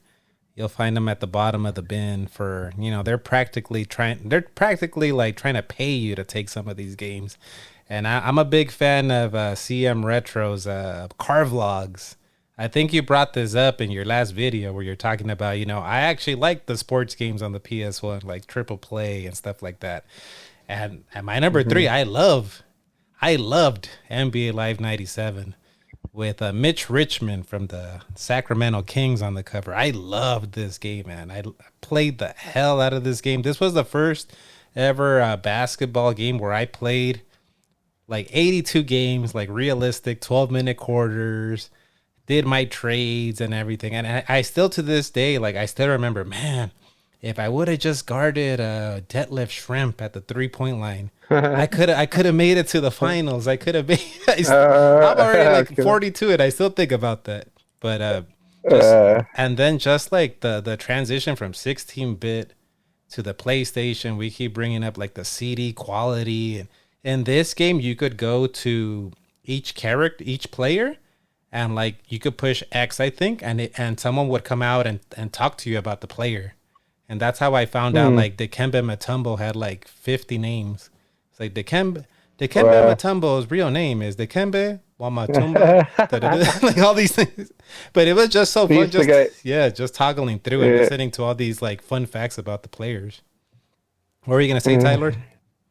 He's the guy that's like 9 feet tall. Yeah. He's the one that goes like this when he blocks your shot. Yeah. There's a no. Yeah. Yeah. But man, this game hit me like at the right time too, because I was a big I'm a big Lakers fan. So like I think Magic Johnson had come back around that time. So I was like, oh yeah, Magic Johnson's back. So I was all into the NBA. Wow. And this game came out, and you all remember like the NBA Live on the Genesis and Super Nintendo. It was fun, but this one, you know, you had like audio quality. Ernie Johnson would like, when you would make a shot, he would say, oh, whatever, Kobe Bryant for 3, like 3-pointer. Like what? You can hear like the announcer like announcing stuff. It was such a fun game, and I bought it again because one of these days I want to stream it, and just for that nostalgia. But cool. Chris, I know you're a sports video game fan too. You ever play this one? Yeah, you know, I didn't probably, but it's probably not. It's not a game I finished. But just in sports games in general, I just want to say that, you know, I played sports as a kid, played high school sports, you know, all that stuff. This was that generation where sports games started to like play, act, and feel and sound like the broadcast, and like you were actually playing the sports game. Now it's, you know, the new Madden game or the new MLB The Show is going to be the best game, you know. But back then it was so weird to have like cutscenes or have those little tidbits about, you know, fun fact about Detlef Schrempf, you know what I mean, in the game, and those audio takes. And, you know, I remember like, I don't know if it was NBA 99, but it was one of the games where the reflection on the floor, you could like see the shadows and I was like, this graphics aren't going to get any better than this. Yeah. Reached the peak of graphical capability. Yeah. Right. So sports games always push that. They push the limit. They always get better graphics. And like I said, it's like watching or playing an actual broadcast. And if you love sports, then you know you love sports games. But I totally get it. If you've never played sports and they don't care, but it's high art. Yeah, I will bet my collection that this is the lowest price game from all the games we've picked on price charting. Like a $2 game, but man, when I was putting my list together, I was like, man, I remember playing the hell out of this game. It has Mitch Richmond from the Sacramento Kings, Omega. You remember him? Yeah. You're from the NorCal area. No, sorry. No. Tylord, you remember Mitch Richmond? Vaguely. That was that when they were doing really good, like with what was his name? That might have been a little before. What was his name? Chris Webb. Chris Webb and. No, that was before. It was like. Oh yeah, okay. mid-90s. So I probably don't. I wasn't probably keeping up with it then. But that game, I think we had that, my brother and I, just like Chris was saying, it was super amazing to see the transition from 16-bit to that generation. Like it almost looked like you were watching a real game. Like if you squinted your eyes or crossed your eyes and looked at the television, it looked like a real game was playing. And I was just watching. You remember that show Electric Playground on G4? No, yeah. I don't remember that one. They've been uploading old episodes of that on their channel. They still have a new channel, and I just saw one where they were reviewing. It was either 97 or 98. But man, they were just like blown away. They were giving it like 9.5 out of 10, like talking about how great it was back when it aired, when it first was released, like in the late 90s. Yeah, you were gonna say something, Chris? Yeah, basketball is one of the hardest games to sort of animate, for a console. Yeah. But like this is 99, right? So this is 97. 97. See that, like the shadows. You see when the player has the ball like in his right hand and he dribbles it over to his left hand, the shadow of the ball follows that. It's incredible. Yeah. It is.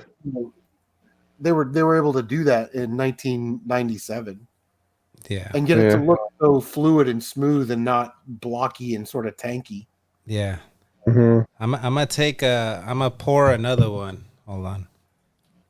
I'm gonna pour another one for NBA Live, EA and the NBA Live franchise, because it hasn't been good in a very long time, Chris. You know that. You're a sports video game fan.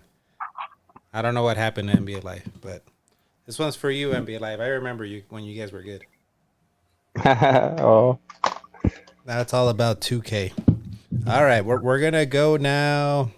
We're still on the number. What are we? Number 3. Oh no, we're in the number 2s. We're gonna go to Tylord's number 2 pick here. Let's check out his number 2 pick. Beyond the edge of reality lies a story of ultimate conquest, a story of war and friendship. A story of a love that can never be, and a hatred that always was. And now, the most anticipated epic adventure of the year will never come to a theater near you. Final Fantasy VII. PlayStation. Number 2, Tyler, you got Final Fantasy VII. Yes. And this was a game that I was always looked interesting for me when I would see it on the ads, but it turned out to be one of those terrible turn-based RPG things that I hated. And just like Chris was talking about, I think you're the same way, Mario. You kind of get intimidated by that.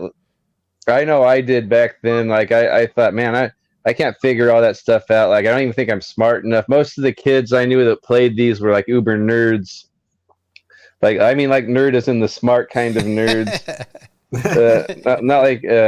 But so I thought I couldn't. Like man, this, and I didn't have the patience for it. Like, why are you going to sit there and take turns?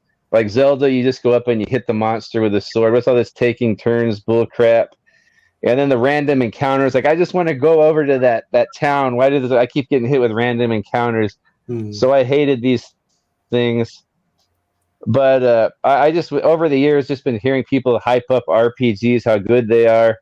I think from like watching Happy Console Gamer, he hypes them up. Like, man, this guy really loves these RPGs. Like, I don't see what's so great about him. So I think one day I just sat down and played Phantasy Star on Sega Genesis, Phantasy Star 2. And I just like said, I'm going to enjoy this. I'm going to sit here and I'm going to enjoy it. And I beat that game. That's like one of the tougher ones, like the longest, most difficult ones. And I beat that. So I think I can take on anything now. So I want to play this game that always looked cool, Final Fantasy VII. going to turn this on really quick. Oh, never mind. But I got, but I didn't have the physical cartridge of it. I had the download off of the PlayStation Store. So I go, like I was 40 years old when I played this thing. I go, I'm going to play this. It always looked interesting. I'm going to play it. I played it, and you just got to embrace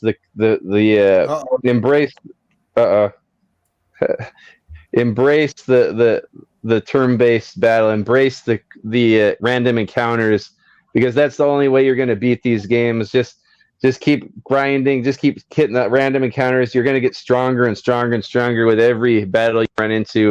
So I just embraced that. I played this thing, and it's like one of the best games I've ever experienced.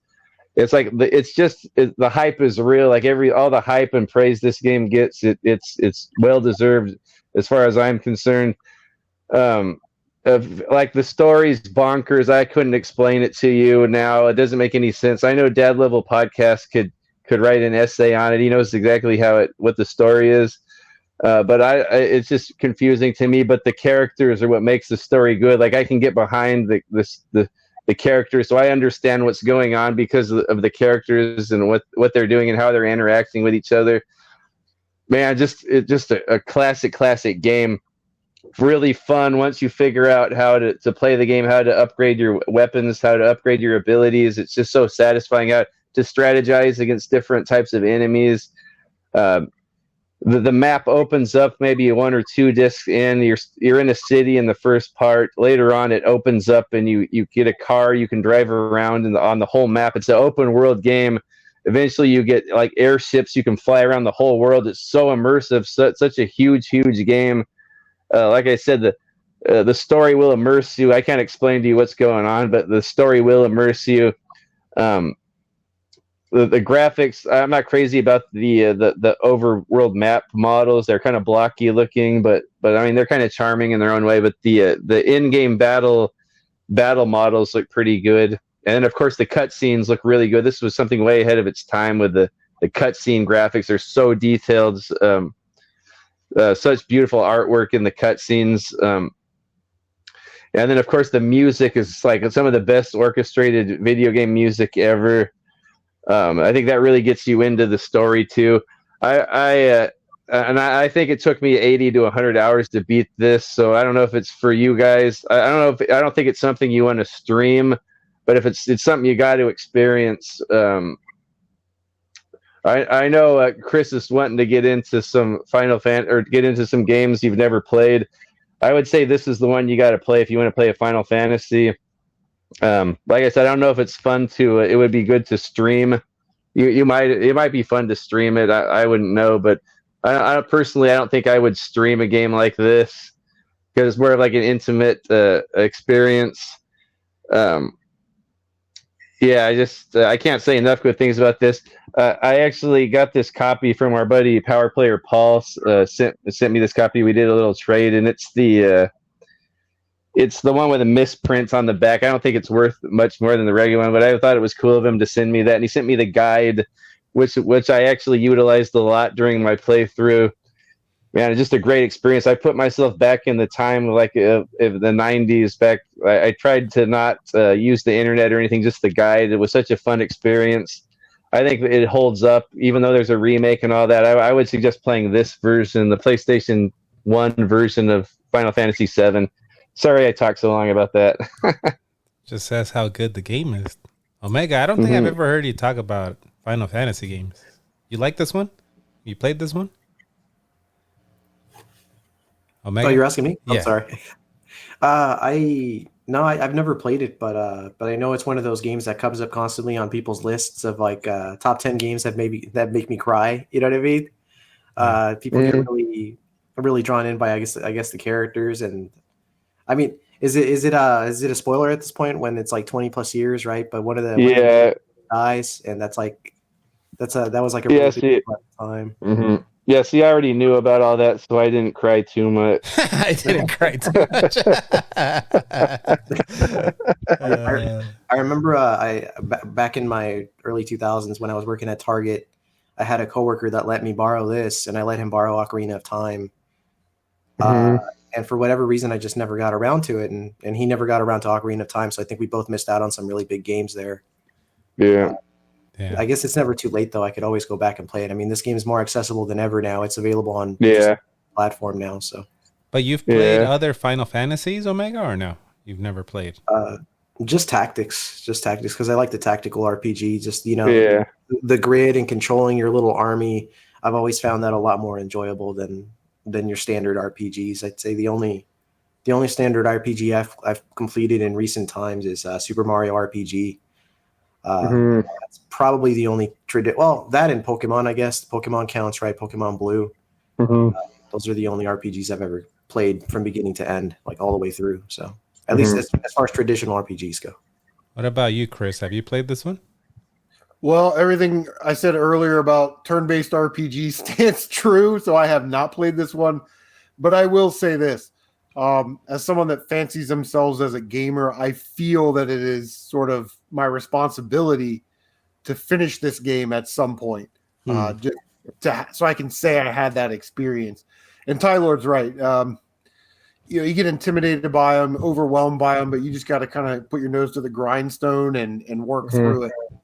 There's plenty of resources today to not get lost or not know what to do. So you can get through it. Yeah. And I was going to say, I think a lot of the newer versions of this, like on the Switch and maybe on PlayStation 4 and 5, there's that fast forward mode. So you could probably get through it in maybe 40 or 50 hours. That's still a lot. That's it. Yeah. Hey, Tyler, what's the difference? Because didn't one just come out, like a remaster of this, part 2? Yeah. What's the difference the one between that? It still plays the same? Oh, no. You might like that one. That's like a hack and slash RPG. You guys probably would all like that. I see Vince playing that all the time. Dad Level Podcast. I haven't played it yet. But it's the same story, just different. Yeah, same mechanics. story. Yeah, it's just a remake with hack and slash mechanics. So that's something I would have died for back then when I was a kid. Yeah. See, I think I would be more likely to play that. But, yeah, same. I feel like when I was a kid, there was no way you could make me play one. I feel like I could play one now and I would like it just because I'm older and I'm slower. I like slower pace stuff now. Yeah. But man, you guys know the backlog struggles. Yes. You play one of these, you're gonna be stuck on this for like what? Oh man, half a year? I don't know. I don't know how long it's. You know what? I've been stuck on Dragon Quest 7 for like 5 months right now. Yeah, I don't know. All right, but maybe the hack and slash, is that one as long or no? It's not as long. Yeah, I think it's just as. It is okay. Is it? I thought it was just as long, but it might not be. Oh, it's shorter. Okay. All right. I don't know. Okay, but I know Vince plays it for like 20 hours straight, and he doesn't take a chunk out of it. Jeez, man, I don't know. I don't think I could do. I don't think I would have the patience. But hey, but even though I don't know anything about RPGs, this is like one that I always hear. Oh, Final Fantasy 7, Final Fantasy 7. I always hear this title. So I know it's a good one. All right. We're going to check out now CM Retro's number 2 pick.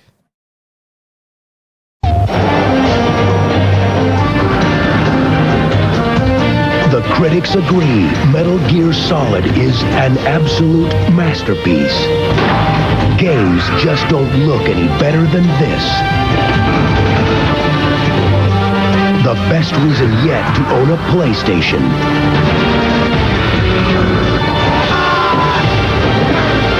Metal Gear Solid by Konami. PlayStation. Number 2, CM Retro's got Metal Gear Solid, the OG. Yeah, I'm not going to say a lot about this because everybody sort of knows about Metal Gear Solid, right? But remember all that stuff I said about us in the barracks playing sports games? That all went away once we got our hand on Metal Gear Solid. This was serious business, and when we went on duty, we were like 10-year-old boys back in the 80s talking about how to get past like the second level boss in Ninja Gaiden because there's so much to do and see in this game. It is incredible. And I also think that some people, when they talk about this game, they forget that it also included some VR missions, which spawned its own PlayStation. So the extra thing to do in Metal Gear Solid spawned its own video game in the VR missions. But yeah, just the in-depth story, the gameplay, and Solid Snake as a character, just legendary stuff. Stuff that it was made, and it really just put the rockets on the back of gaming, and everything now is based off of some of the stuff from these early PlayStation 1 games, including Metal Gear Solid. The gameplay mechanics, level setups, weapons, things like that. But yeah, Metal Gear Solid, just really incredible. Omega, have you played the Metal Gear games? Have you played this one? Oh, yeah, definitely. I was introduced to the Metal Gear franchise with Metal Gear Solid 2 on the PlayStation 2. One of my friends at the time, he let me borrow the entire console because I didn't have a PlayStation 2 at the time. And I liked it so much that I looked into the other games that were out at the time, and that's how I wound up picking up Metal Gear Solid. I believe it's called the Twin Snakes on the GameCube, which is more or less a remake of this game here. And I thought it was great. That caused me to go even further back and play this version here. The music stands the test of time. The characters are great. The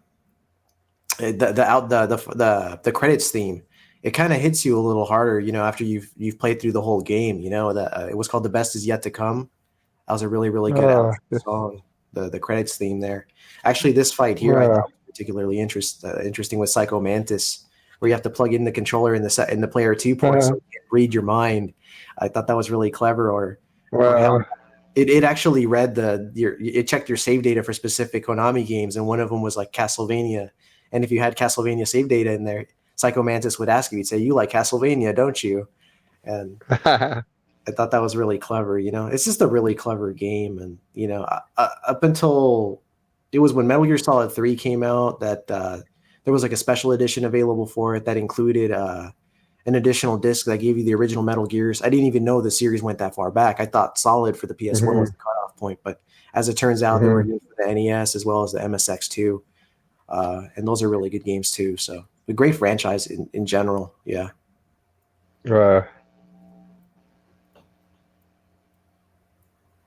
Any Hello? Oh, you're cutting out. Yeah, you're cutting out a bit.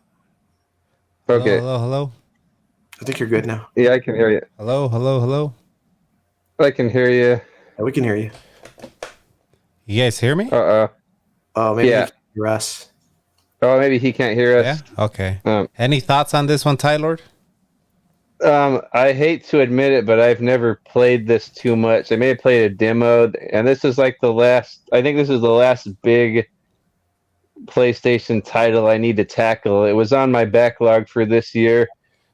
Like Chris wants to play a game of a series that he's never played before. I kind of want to do that with this game because I've never played or beaten any Metal Gear. Or I played through maybe a little bit of 3, but I lost interest with it. But I kind of want to go back to this one.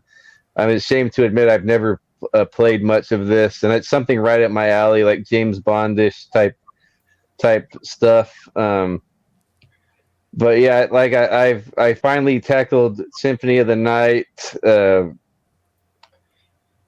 Final Fantasy VII, and Silent Hill. So I think this is like the last big PlayStation title I need to get done. And I'm sure I'm gonna love it after I beat it, but I don't know, something about it. I kind of was scared to get into it or something. But this is definitely one I want to play this year. How long ballpark? How long is this game? The first one?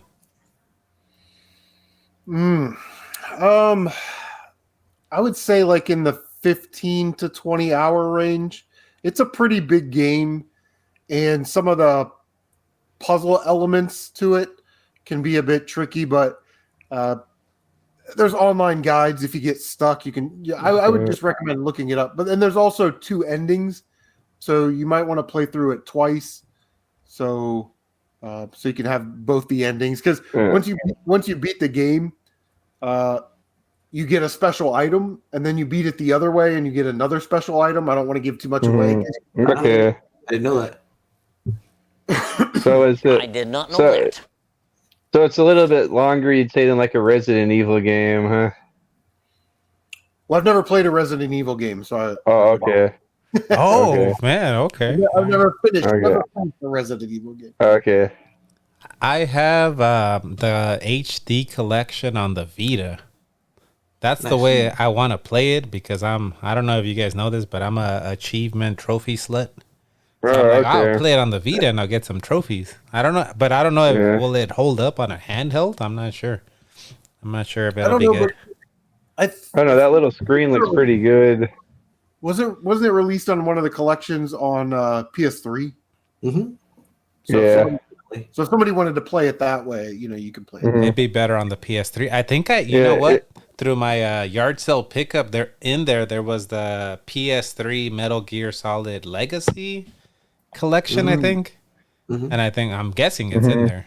So I need the case and manual for one of those. Yeah. So one, I know it just came out on all the current consoles too, the collection, didn't it? Like Switch and Xbox and PlayStation. Yeah. Yeah, there you go. Yeah, I've never played a Metal Gear game either, but my friend Omega and Tylord know my friend Billy, the Billster. He loved freaking Metal Gear. Oh, cool. He would always tell me, "Oh man, this Metal Gear game, you got to play this Metal Gear game," and I'm like, "I'm too busy playing WCW Thunder. Stop bugging me. Stop bugging me about Metal Gear." So, yeah. All right. Well, that was CM Retro's number 2 pick. We're gonna go to Omega Ace's number 2 pick. Fear has no form. Fear has no name. But now, fear has an address. Castlevania Symphony of the Night for your PlayStation from Konami. Number 2, you've got Castlevania Symphony of the Night, Omega Ace. There we go. If you know Omega Ace, he's a Castlevania guy. A little bit of a Castlevania fan. Yeah, I'm absolutely crazy about the franchise. Yeah. Man. Also, the music is composed by Michiru Yamane. Her first Castlevania game that she composed is a little known game called Castlevania Bloodlines for the Sega Genesis. And she likes to sprinkle Easter eggs all over these things. And one of the Easter eggs that a lot of people don't know is there's a song in Castlevania Bloodlines called Prayer of a Tragic Queen. And there's a tie-in to that with Symphony of the Night where there's a song called The Tragic Prince. Little details like that I just really appreciate. If you look for item drops in this game, weapons, what have you, all those weapons that they grab are actually based off real lore from fact and fiction, I guess I could say. So like there's Nordic, there's weapons that are based off Nordic stories. There are weapons even from the Tolkien's universe of like Middle Earth. I've actually been doing quite a deep dive myself as of late, where I've been posting 1-minute videos on my channel talking about the individual items in the game. So I'll make a 1-minute video about a specific sword and the actual origins that stem from that. So even the monsters in the game, you can look them up and you'll see like that gremlin there. That's actually referred to as the Uko back on the Japanese version. And if you look up the Uko back, there's a specific creature that you can read about there. So it's just it's chock full of how do I put this? It just has so many connections to to fairy tale, to fantasy, to lore. There's just a lot to love here, and I'd say really the only thing that draws it back and prevents it from being my number one favorite PS1 game is the fact that when you complete the first half of the game, you play essentially a second half where the castle's literally flipped upside down. And I always thought that felt really clunky. I know that was like a way to extend the game's lifespan, but I personally thought that it was done kind of, it felt a little tacky to me. You felt like it was unnecessary?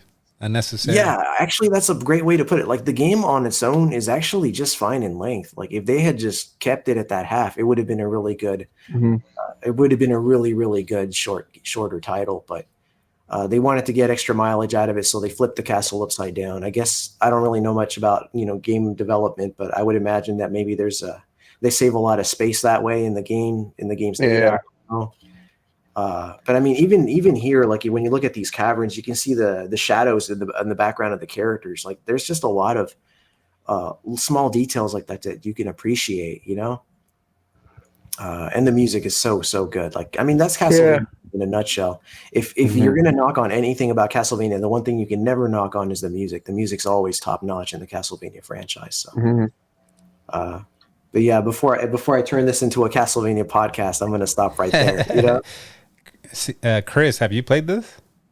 This is actually on my backlog to play this year. Hopefully, I love Castlevania, and when people talk about the PlayStation 1.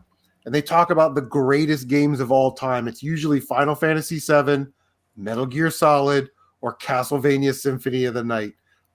So I'm really looking forward to playing this game. I also have Castlevania Chronicles as well, but this is the game that I feel that that gamer cred. I got to play through this one. Nobody ever brings up NBA Live 97 with Mitch Richmond. They don't know. They just don't know. They're uneducated. Tylord, have you ever, for 2 questions, have you ever eaten meat out of a wall? And have you ever played Castlevania Symphony of the Night? Oh, yes, or out of a wall. I mean, maybe out of a trash can, but not a wall. No, and yes, I have played this. I think it was recent, too. It was when I was an adult. And I freaking love it.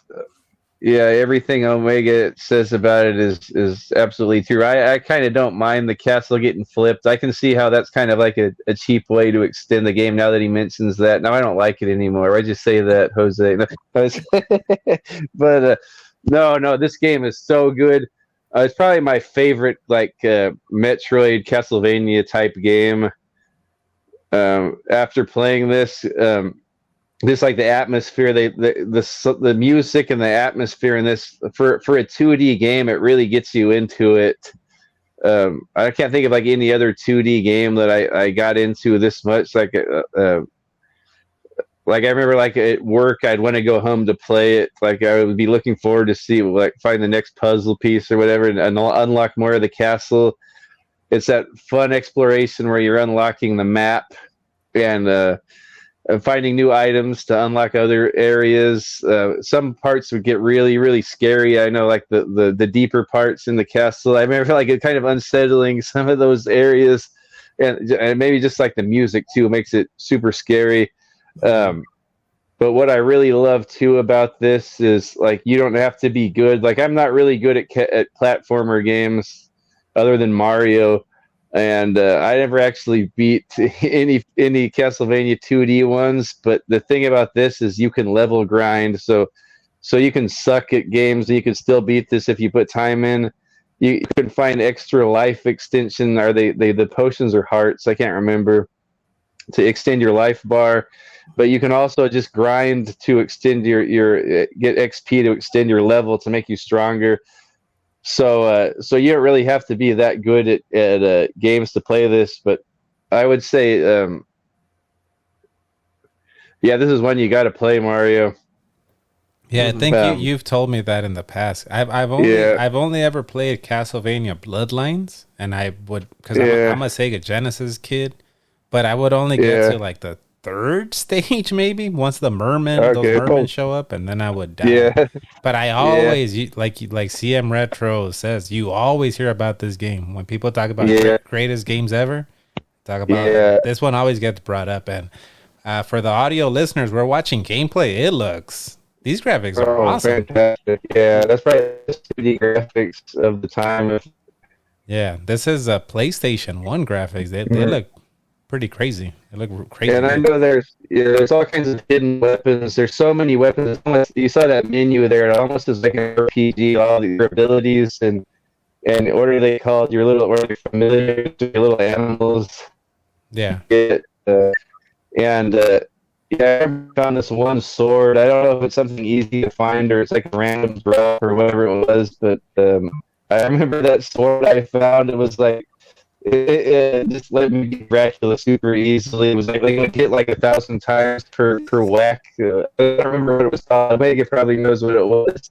The Christopher is what it's called. Yeah. Okay. Yeah. You could understand him. I thought Tyler was turning into Optimus Prime. You only because I understand the language that he's speaking right now, right? Yeah.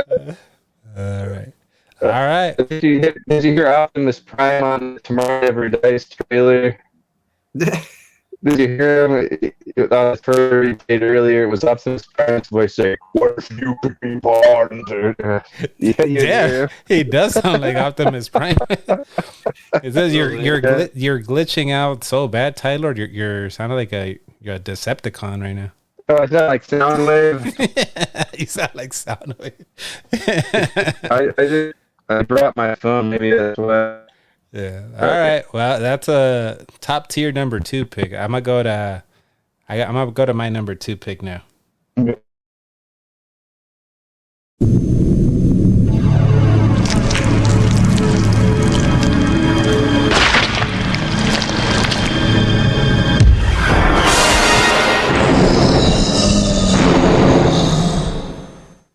My number 2 pick. Can Tylord guess what it is just based off that sound clip? Yeah, that was Evil. Yeah, that was Resident Evil. That is Resident Evil at my number 2 pick. Yeah. Man, so many memories of playing this game. I was never, back in the day, I was never a kid that would beat games. I would only play games. Like a lot of the games that I would play with friends. So like NBA NBA Jam. We would play Streets of Rage. We would play WrestleFest, Street Fighter, stuff like that. I never sat down and would play a game alone and beat it from beginning to end. I think this might have been, oh no, I beat Sonic 2. So this might have been the second one, but I remember this game kind of grabbed me and I was like, man, I gotta play through this whole game. Yeah. It like hooked me. And I felt like it was more than a video game. It was kind of like an experience. Like there was never anything like this game. At that time, I was super into going to the video stores and renting horror movies. Yes. So I would find like the Friday the 13th, the Texas Chainsaw Massacre. You're just the cook, Omega Ace. The Texas Chainsaw Massacres, all the cheesy bad ones like Troll 2. So this was like, and Return of the Living Dead with the zombies. Return of the Living Dead. So I remember like playing this and I was like, this is like, you're playing a horror movie. Like this is a horror movie, especially with that cutscene in the beginning where everybody starts getting eaten by the dogs, right? And the zombies and you're in this mansion and like, what do you do now? And every door you go into, you don't know what's on the other side of the door. And man, just so many good memories of this game. And I remember I would have friends come over and I would just have it in that part of the game where you had to walk down I think it was like a hallway. And I was, here, grab Juan, come here, grab the controller, play this game.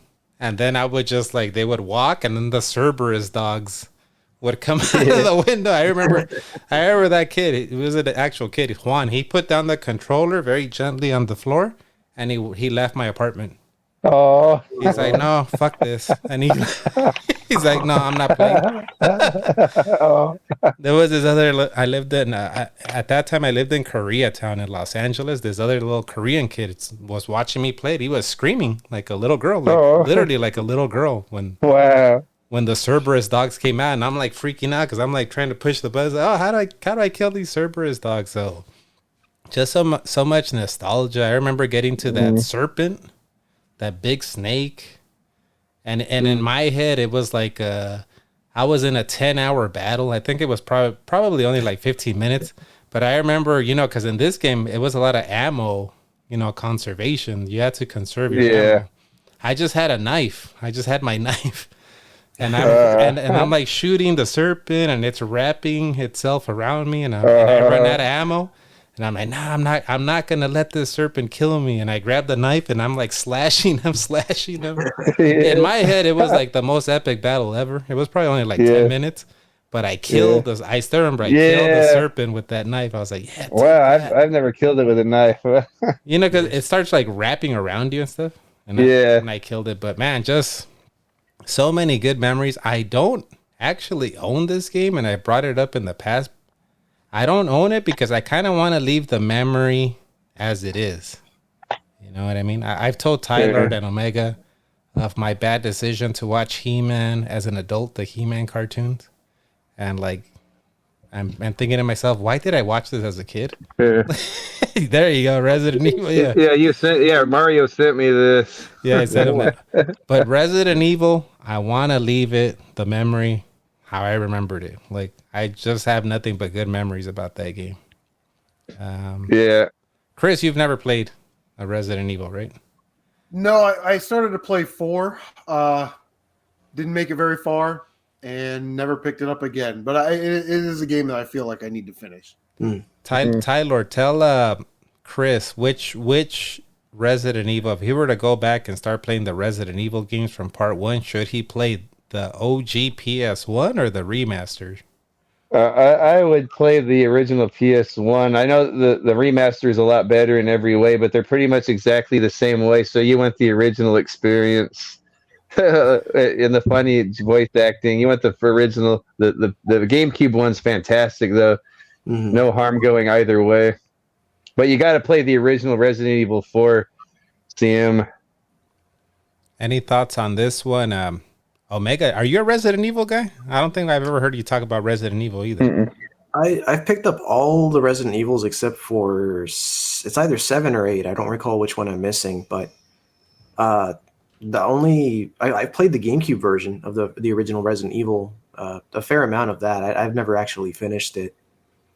I know there's like 2 versions of the original Resident Evil, right? There's like the regular one, and then there's like director's cut or something. Yeah. Like that. I know the original one had these really goofy, like live action cutscenes. They had these paid actors, and some of those guys are still around. I know they like attend conventions and they sign stuff for people. So that's a real trip. But I can't say I've ever played the PS1 version of Resident Evil. As far as completing Resident Evil games, I finished Umbrella Chronicles and Dark Side Chronicles, but those are like rail shooters. Oh, okay. Take that with an asterisk. And then as far as just the traditional Resident Evil games, the only one I've ever finished is the 5th one. I thought that was kind of fun, especially since it had like online co-op. Yeah. If you want I love that game. Yeah, it was really good. Yeah, this one, so many, like I said, so many, and they got creative with like the, PS1. There was a lot of loading screens, but they got creative with it with the doors, right? When you would go through a door, that was the loading screen, pretty much. Very smart. Yes. Yeah, but I still remember the first time I saw that zombie that I played at the beginning, like kind of like crawling into my seat when that like little video played of the zombie eating the person, and I'm like crawling into the seat, like, oh, what the hell am I supposed to do here? Yeah. Tylord, we might as well go to your number 1. Yes. What's your number 1? Well, we're on it now. I'm so glad you picked that. I didn't realize you were going to put that as your number 2. I'm so happy you picked that one. This is my number 1. And I think it always will be. This is dog. This is the thing. Like I said, PlayStation, I got it because I saw Tekken and Street Fighter were going to be on it, but this is the thing that made me realize I made the right choice when I got a PlayStation was Resident Evil. Because just like all the things you said, it's like a horror movie. Like I love cheesy horror movies, as you know, and this is just like playing through a cheesy horror movie.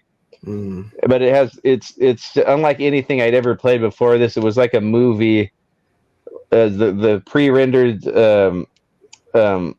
fixed camera angles just made it look just like it was just like a movie, and you couldn't really see when you go into a certain camera angle, you couldn't see where the zombies were coming from. I think that made it a little bit more challenging.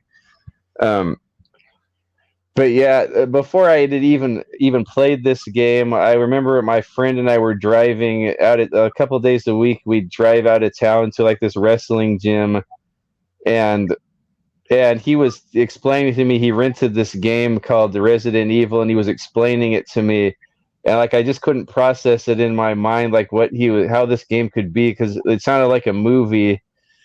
and like, oh, this sounds awesome. Like this is the future of gaming. Like I just couldn't picture out how this game would be like if I and then I when I got a PlayStation, that's the first game I rented with Street Fighter, and here's this game with these cutscenes with real people in them, and then they run away from the dogs. They end up in this mansion, and then you can take control of one of them and explore this mansion almost like in a Metroid fashion, like you're unlocking different areas of the mansion.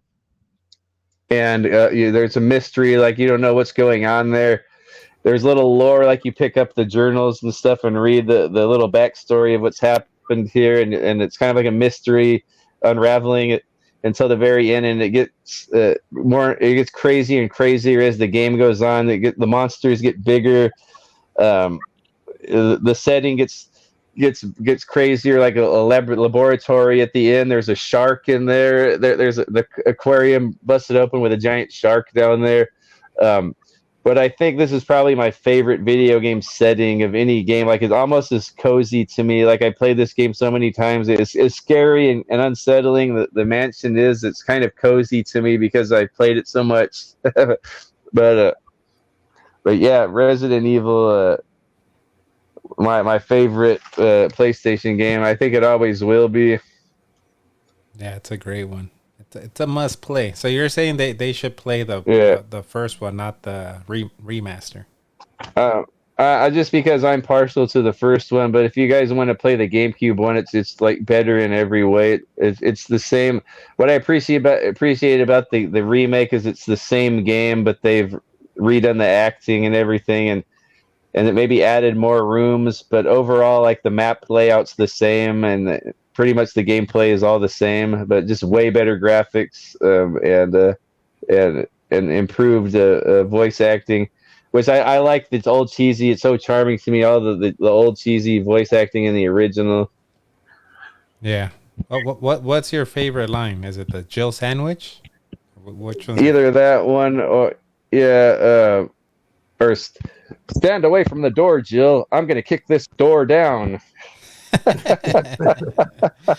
Yeah. Or every time Barry talks, it's a riot. Like his first 5 lines in the game is like, "What is it?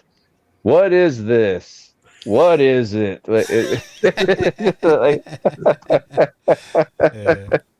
All right. Well, what is it? so that was Tylord's number one. Mm-hmm. Number one favorite PS1 game. We're gonna go to CM Retro's number one. I've actually never even heard of this game, so I'm excited to find out about some details about this one. 名人たちの黄金の指が再び目覚める。これぞシューティング。アインハンダー。Yeah. All I understood was Einhander. Okay. Einhander at number one, right? How do you pronounce it? Yes, Einhander. Right. Again, Squaresoft. Now, I don't want to hear about Dodon Pachi. I don't want to hear about Battle Garega. I don't want to hear about Tatsujin. Einhander is the greatest shooter of all time, and I've played a lot of them. Einhander is one of the most interesting and unique shooter experiences you're going to have. First of all, it's done by Square, so it looks beautiful. Every shooter sort of has a gimmick, right? In Einhander, you pilot this fighter that has a machine gun that shoots straight forward, and you have a manipulator arm. You have one hand. Einhander, get it? Oh, Einhander, okay. And what you do is you wear down the enemies, and they will give you other weapons that you grab with your manipulator arm. And the screenshot that we're showing, this person chose a ship that had 2 forward-facing machine guns, but he can only carry 1 sub-weapon. If you have 1 forward-facing machine gun, you can hold up to 3 weapons. And they range from cannons to this Vulcan gun. The Vulcan gun will shoot at a downward 45-degree angle, but if you hit the circle button, it'll flip to the top of the ship, and now you can shoot it straight forward. So they have like dual abilities. The grenade launcher will shoot forwards one way, backwards the other. The Wasp missile system will shoot straight forward. If you put it on top of the ship, it can shoot enemies into the background. It acts like a homing type weapon. Every level is just put together with this amazing sort of techno rock hard metal soundtrack, and it's very industrial. All the enemies are like tank based enemies, that are going to shoot at you with something. They have more than one form. It looks great, sounds great, plays great. It is the best shooter of all time, and it is my favorite PlayStation 1 game of all time, which when I got the PlayStation Magazine came with the demo disc. This was one of the demos in that magazine. So had I not bought that magazine and played the demo disc, I might not have fallen in love with this game, because once I played the demo, you can play the entire first level. It was, when that game comes out, I have to have that. So advertised back in there. But you can see, like, you're shooting at this boss. You shoot off these arms, he'll give up the Vulcan again. This one's got the Hedgehog, which is sort of a proximity mine that you can shoot up or down depending on where it's on the ship. And of course, just like any shooter, if you have the right weapon for that boss, it'll just mow them down in seconds. Like I said, I was playing through this earlier today, and I think I beat the third boss in like 26 seconds because I had the right combination of weapons. Yeah, it looks really cool. Omega, this looks up your alley. Have you played Einhander? No, I've never played Einhander, but it looks really good. I mean, I've played a lot of side-scrolling shooters, but this one's a first for me. I've never seen this one. I like the 2.5D. It's 3D, but it's 2D. I can appreciate that. There's also some secret weapons, like if you have the Wasp missile system. In one of the levels, there's like a transport truck in the back, and your missiles will home in on that. And you'll get a secret weapon, a game that you can't get in anywhere else in the game. There's also a lightsaber weapon that you can get, but then there's stuff like that Squaresoft put in there. This is the best shooter of all time. Nice. When I looked up best PS1 games, this was in the top 25, I think. And I was like, I've never heard of this game, Einhander. That's saying a lot, considering the PlayStation 1 library is like 1,000 games. So. I have a good feeling this is a very north of $100 at least. Oh yeah. It's pretty expensive. How expensive is this game? Probably around 150 to 200. Okay, all right, not too bad. Tylord, have you played Einhander? Okay, so I'm not really into shooters, and I know Chris has been singing the praises of this game for a while, but I've never played it until recently. I found a demo disc in the free box in front of Rasputin's. I think I showed it to you already. And it was from either PlayStation Magazine or PlayStation Underground or something. And I go, okay, I'll try this Einhander now. It's the demo. And oh my God, like that thing, the visuals will blow you away. I know it's PlayStation 1 graphics, but just something about the way it's presented. Like, I don't think there's any game, not very many games even now that can that's like look that impressive. Just like the style of it and how fast it's going, and even the sound and everything. And I'm not into shooters, but I played through that demo and beat that boss like maybe 2 or 3 times. And I'm thinking maybe I should go pick that game up now. It's at the retro shop for like 150 or whatever. But man, you're right. That game, like, just look at that. But you have to play it though. It's really super. Like, I'm not into shooters, but it's super satisfying. And at least the first level wasn't super hard. I was able to beat that boss. But man, yeah, that game is something special. Yeah, I've never even heard of this game. I can't even pronounce the name of the game, let alone. Yeah, I've never. Yeah, played it. that 2.5. Yeah, it's that 2D, 3D, like, or 2.5, I guess you would call it. Mm-hmm. But I've never seen any shooter that. I'm sure there's some now that have copied that style, but I can imagine back then playing that game, like, just being blown away because it still looks like I was playing it on my CRT with the Trinitron with the good sound and everything. Like, oh my God, this is the bee's knees. You know what? See this boss right now? He should turn that Wasp missile pod to the top of the ship so it becomes a homing missile. Because when you shoot straight and you miss, then you lose that as a hit on the boss. And this boss in particular is a pain in the butt. So you definitely want your shots to home in on it. So there's a lot of strategy to it. Well, see, I didn't even know about all of that. So, a lot of strategy. Yeah, for the audio listeners watching gameplay, this ship is battling like a spider mech thing. Yeah. It looks, It's about it just all seamlessly transitions. So now we're in a vertical shaft, and there's going to be this thing that comes from the top that you want to take this out. When you kill this thing, there's going to be a lot of like these little robot troopers that fall out after you destroy it. If you hit every one of those troopers, that's another way to get one of the secret weapons. There's another secret weapon behind that. So like you have 4 of them. Yeah, it looks really cool. Like a lot of that in this game, and everything explodes real well. I really like Gradius 3 on the SNES. It's giving me maybe like a souped up Gradius 3 vibe with the multi-weapons and all that. That blade, that weapon that just popped across the screen, that's the lightsaber. Oh, so even get like a melee attack. Yeah, and it just comes straight out, and you can like whip it around from behind, and attack. That's pretty cool. Yeah, it's really impressive looking game. Tylord said he's gonna go tomorrow to pick it up for $150. Yeah. It's worth every bit of $100. I was gonna say that nowadays that doesn't seem as much as some other games are worth. Like that's true. Yeah, think about a lot of these new. Yeah. Even a lot of these new games. Let's do a comparison. You can have Einhander for $150, or you can have Pink Panther Pinkadelic Pursuit for $150. Which one do you want to take? You're going to want Einhander. Yeah. Oh man! All right. Well, really, really cool looking game. We're gonna go to Omega's favorite PS1 game. Let's check this one out.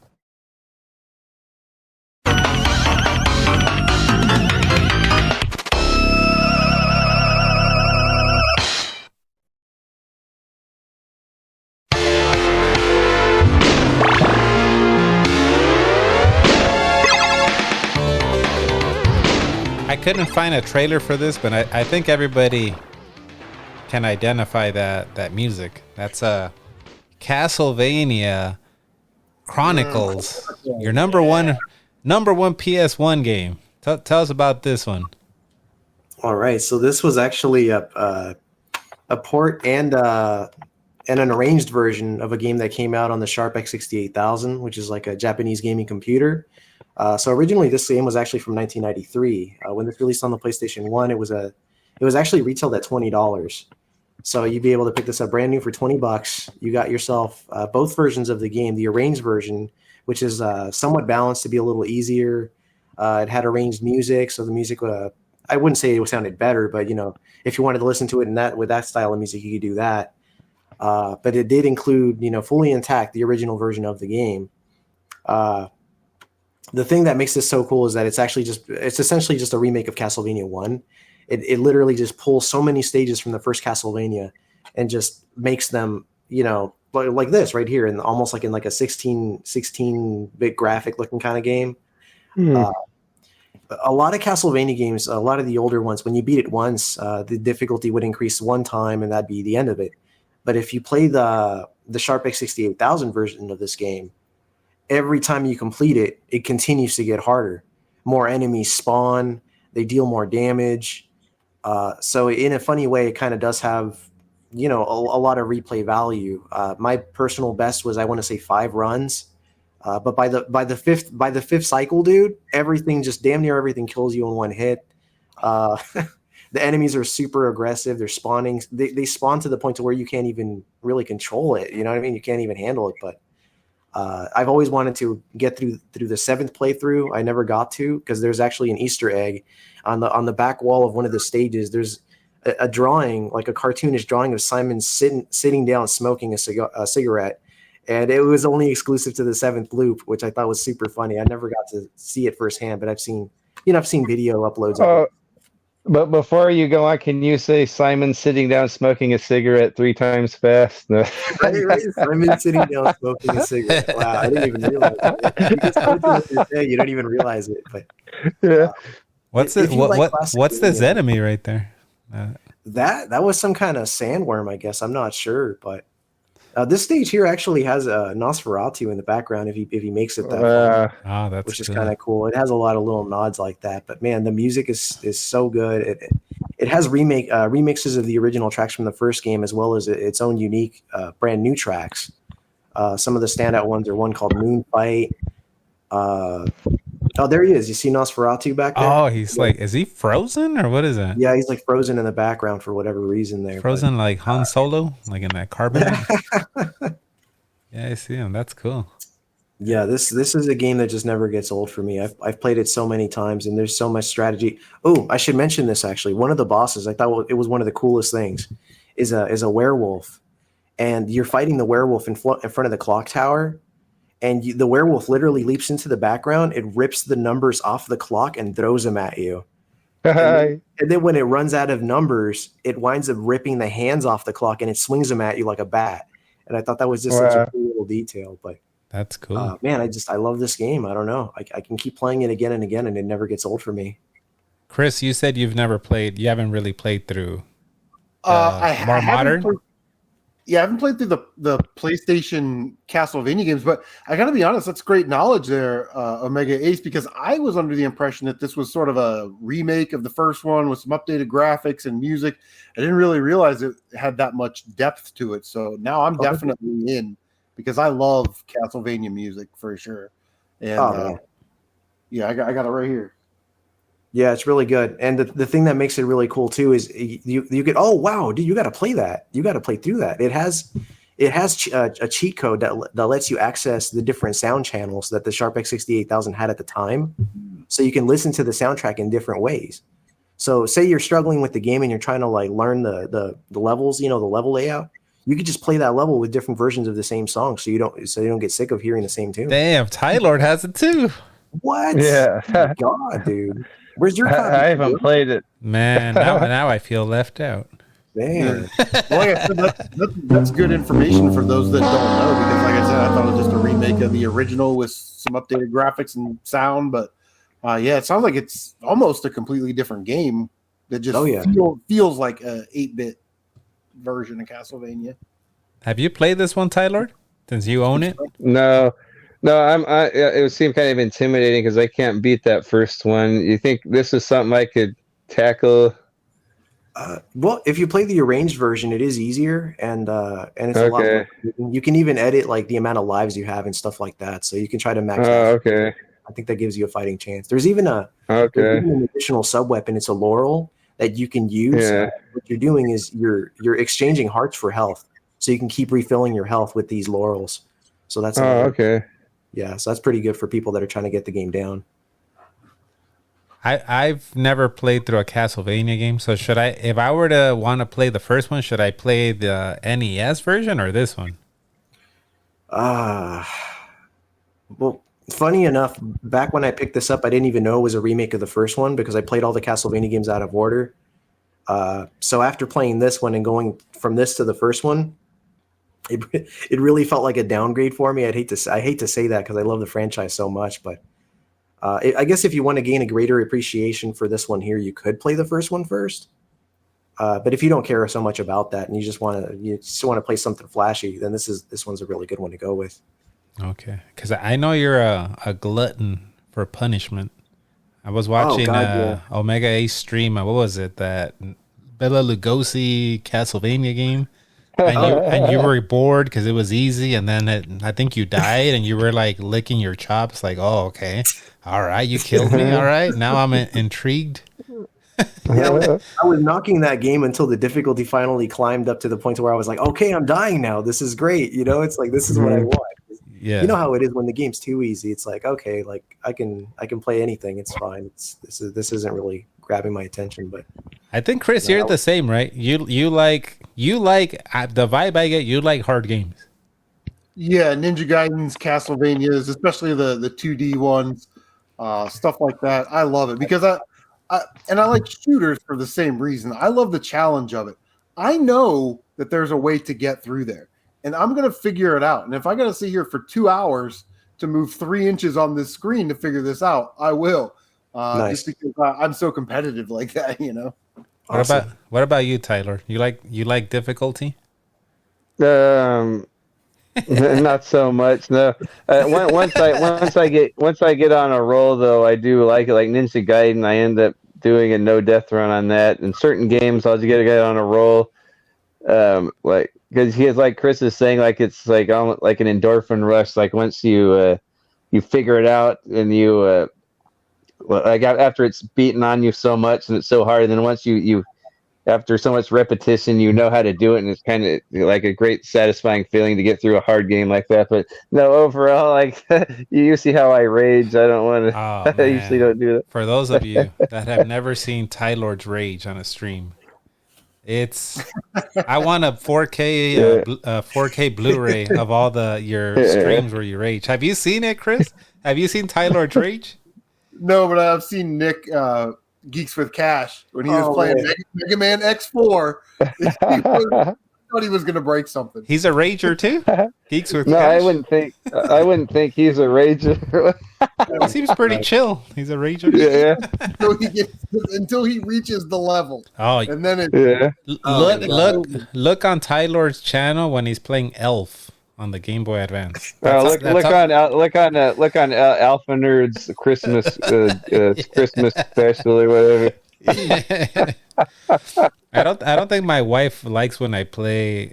And for me, I'm not a guy that plays hard games, but I played Cuphead, and that to me is like the top for me as a gamer. But my wife's like, don't play that game anymore, please, because then I'm like cursing, like fuck this. I think I stood up at one part. I did a DX chop. Suck it. When I beat one of the bosses, and she's like, "What's wrong with you?" You chop the video game. What is wrong with you? Yeah, like it's gonna have a reaction back. Yeah, you know what I mean? And my wife was giving me that look, like, "Why did I marry this guy?" Look, and I was like, "All right, maybe you're right. Maybe I shouldn't play these games anymore." All right, well, we're gonna go to my number one now, the final number one.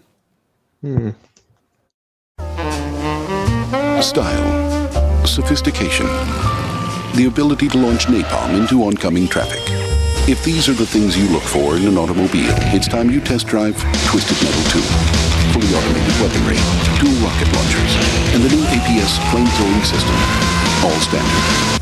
Drive the 1997 Twisted Metal 2 on PlayStation from Sony, and let style be your At number one, I've got Twisted Metal 2. I got the shirt, for God's sakes. I love the Twisted Metal game. Sony, there you go. Show it off, Tyler. Nice. Yeah. Bring back the damn Twisted Metal 2. Bring back the Twisted Metal franchise, for God's sakes. We need a new Twisted Metal, but man, like this was one of those games. I don't know if you guys have had that one game where you would go home with your buddies after like high school, this was middle school. After middle school, and all right, we're gonna play a couple hours of whatever. This was that game for us. Like, hey, let's go to Mario's house. Let's go to his house to play Twisted Metal too. And all right, let's go home. We would have some quesadillas and Twisted Metal 2 time, and lots of fun. This one has a co-op, unlike the first one. The first one's only single player. This one actually has co-op. You can go through the campaign through co-op, and wow, a lot of vehicular destruction. I've played it recently. It's a little clunky. It does feel a little clunky. It does feel like you're driving like a freaking shoebox at points. Like it's not smooth, and especially with this one, you're using the PS1, the original controller, so it's not super great using a D-pad to play a racer. And there's like you can throw a freeze ball, napalm, and it uses the same directional pad, so it's a little bit clunky when you're racing with that directional pad and then shooting like projectiles. But man, I love this game. If I can get somebody to come over and play this with me co-op, I would go through this game again. I'm down. Yeah, there you go. So this is my number one pick. I love Twisted Metal. I wanted to come back. Tylord, I know you like this game. Any thoughts on this one? Yeah, I love it. Same thing with me and my buddies and I. This was the big multiplayer game we would play all of the time. And I think you could do 4-player like Battle Royale, right? Yeah, or you could do just 2. I don't remember that. I don't remember the 4 players.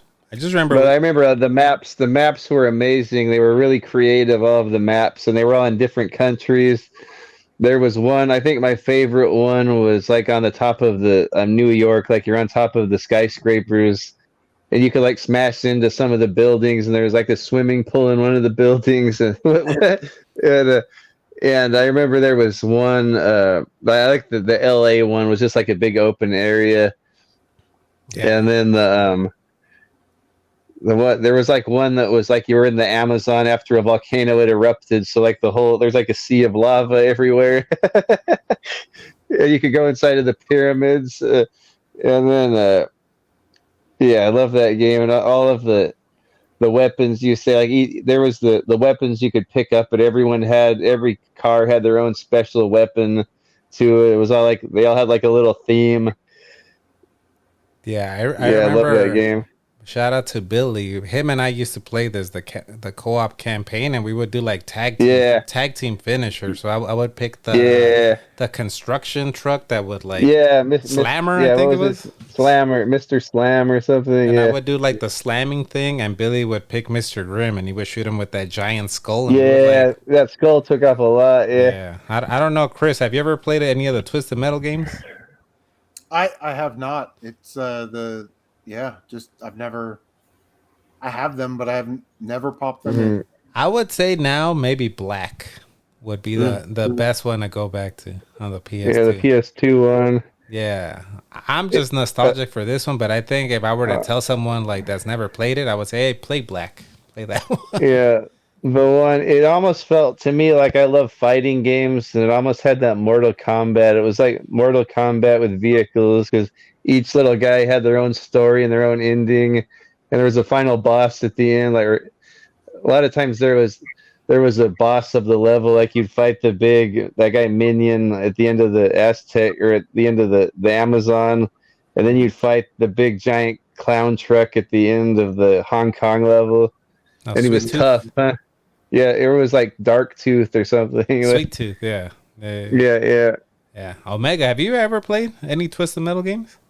Yeah, definitely. It was Twisted Metal Black on the PS2 that got me into the franchise. My wife was already really into it at the time, and like when we got together as a couple, you know how it is, you merge collections, right? So I inherited Twisted Metals 1 through 4 and then I had Twisted Metal Black, and then there was one that was called Head On? Lost Level or something like that. You know which one I'm talking about? So I know there's Head On. I don't think I've heard of Head On PSP. Yeah, so they released as a standalone. They released like a PS2 version of Head On, I want to say, and then it included as a side bonus the Lost Levels, which were cut stages from Twisted Metal Black. Heck I didn't know that. Yeah, and I didn't know that either. I did not know that. I didn't know. You got to pick that up. It is, I mean, if you're a big Twisted Metal fan, you should pick that up because it also had cutscenes that were supposed to make it into the first Twisted Metal that they ended up deciding to just leave out entirely. FMVs. I think. Video endings. I think I have. Actually, I'll have to show you guys maybe after we cut maybe after the video here, but I'll have to show you. Yeah, I did. Yeah, I didn't know that was I think I have Head On actually. I think I actually own that one, but yeah, just so many memories and playing this game. It was literally every day after school. Let's go to Mario's house. My middle school friends, we would take the mile walk to my house, and they were like, "No, we're gonna go because we're gonna play Twisted Metal 2. We're gonna get a little challenge on." And I don't consider myself like a really good gamer, but this was one of the few games where I actually felt like, oh, okay, you're gonna play Twisted Metal 2? I'm gonna whoop your ass. Like I was pretty. This was like the game that I could beat people in. Also, Go ahead, Tyler. Well, also they had the 2-player campaign mode, which was kind of like there wasn't anything like Halo back then, but that was like the first time I had a fix like that. Like you and your friend could play through the whole game like co-op. It was pretty cool. Yeah, and it was the music. I know we brought up a lot of the music there. Is that the Head On one? Yeah. Let's see. Show. Yeah, this is the one I was talking about. So this here. Oh, okay.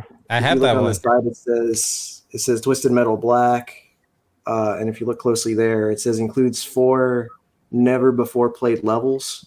Wow. Oh, I did, and I have that one, I think, and I've never noticed that. Yeah, so Wow.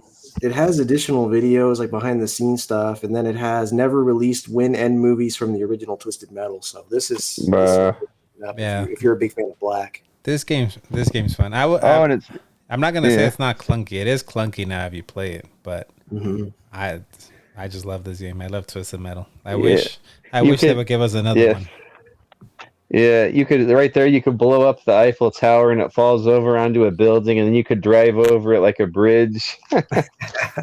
Yeah, and it was Yeah. kind of like, pro wrestling fans. Everybody had their finisher. All the vehicles had their own little finishing moves, and the music was so good in this game. Yeah, yeah. The one little guy in the construction or the front loader looked like Michael Douglas from Falling Down. Remember, he's kind of based on Michael Douglas. He was. Yeah, I think he was based on Michael Douglas from Falling Down. Like he was a guy that Axel? The guy inside of the front loader or the construction vehicle. I didn't know that. Yeah. I did not know that. He was based off of Michael Douglas. That's crazy. Yeah, but from Falling Down. But this is one of those games I've been itching for. Somebody come over and let's go through the campaign. Billy, come over. Billy was my guy to go through this game with. But nice, fun game. Yeah. Let's go to honorable mentions. Chris, any honorable mentions that didn't make your list? Your top 5? Yeah. So, well, I think when the viewers listen to this or hear it, they're like, no Tomb Raider, no Spyro, no Crash, and yeah, I mean the PlayStation library is so deep. So I've got a handful of honorable mentions. I'm not really going to talk about them, but I'll just show them, and people can leave comments. So Jumping Flash, Assault Rigs, okay, Brave Fencer Musashi, Pandemonium 1 and 2. Wild Arms 2. Oh. A game that probably most of us had in our short list. Tenchu Stealth Assassins. Great game. And then I picked out 2 shooters because I'm a shooter junkie. Raiden Project. This actually has Raiden 1 and Raiden 2 on it. You can kind of tinker with it, to get the as close to arcade perfect as possible. If you end up seeing this one in a jewel case, it is far more rare than the long box case, and people will often price them the same. You're talking about the long box cardboard one? That one? Well, this is a plastic case. If you see it in the smaller jewel case, it's much more rare right. than the. Oh, really? Okay. Than the long box version. Yeah. And if you're I really did not into know that. shooters, if you're really into shooters, the last one here, a lot of people have never heard of this game. This is Philosoma. Oh. This game will. Can you put me on big screen real quick? I want to show you guys something. So here's what the cover looks like. This particular shooter uses every aspect of all those shooters. So there may be a top-down part, a third-person part, I'm all backwards, isometric part, shooting camera from the front, you're shooting from the back. Yeah. It is very in-depth, but this is a serious game. All right, this is a serious shooter. So if you're not a fan of shooters, it's side scroller. Side scroller like that Einhander. So Philosoma does all of it. It's a cross-genre shooter game. See, we got side scroller right here. Yeah. And then this part is isometric, and then this part is third person behind, like an afterburner or something. This one is a 2.5D sort of rail going through the mountains, but you got to shoot backwards kind of thing. Okay. It does everything that, it does all the shooter genres all into one game, but it is very difficult. So if you're not really into shooters, this may not be for you, but if you're a collector, they've never released this anywhere else. So the only place you can get it is PlayStation 1 long box. So it's expensive. It's getting there. And that one, it had like videos for background, right? For the background, I don't think it's video. It's okay. Okay, so it wasn't like videos on some of the back. I remember that was in a demo disc I had, and it didn't have the game, but it just had the trailer, and I would watch the trailer over and over because it seemed like a movie trailer. I don't know if that's on there. It would just show all of the gameplay footage, and it played it out like it was a movie trailer, and it would say stuff like it had like a voiceover guy, and he was saying like an emergency distress call from the planet has arrived. They've begun to show signs of life and movement. I remember I just watched that trailer over and over when I had the demo disc. I've never heard of those, that. those are my honorable mentions without getting into sports games and whatever. Omega, what you got for honorable mentions?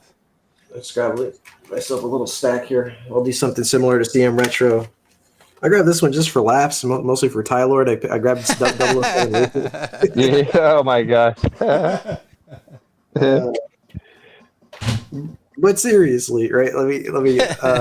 The Street Fighter Alpha 3. That's a great one. I love when the franchise took like more of an anime route with the games. So I think this is a really cool one. We got Soul Blade for the PlayStation 1. That's a great one. Yeah, that's a good one. That's a real good one. Heck yeah, dude. Started the Soul Calibur franchise, man. And that franchise is still pretty good to this day. So that's the predecessor to Soul Calibur? Yeah. This is basically just that. It's Soul Calibur is the second game in the franchise, and Soul Blade's the first. So this would be it right here. Yeah, that's cool. And just because it has to be mentioned, yeah, it is. You're right, man. It's solid, man. But Crash Bandicoot, just somebody has to mention it. You can't mention the PlayStation without mentioning Crash at least once, right? So, just out of respect for the franchise, man. This. What you got, Tylord? Okay, I got a couple of them. I thought you guys would have picked some of these, so I thought someone would have picked Tekken 3, so I didn't pick that one. So that's definitely an honorable mention. I know you picked Tekken 1, but Tekken 3 was the one I think I liked the most. A really impressive game for the PlayStation. And then, of course, I had Symphony of the Night. I knew Omega would pick that one. And I knew you were gonna pick. Twisted Metal too. Yeah, baby. One of them. I like this game a lot. It's probably one of my favorite 3D fighters. Is Street Fighter EX2. Really good. It's like 2.5D. There's not really much 3D about it, but the characters are 3D. It's actually a lot like Street Fighter 4. And then. And then of course, who could forget Warzone? No, just kidding. This sucks. And then here, this one's even better. That's the one. Remember when you put the cursor on the character and they have a little like? Remember Alex Wright is like, You want to party with the Germans? Pick Alex Wright. Hey man, Alex Wright here. High flying Germans.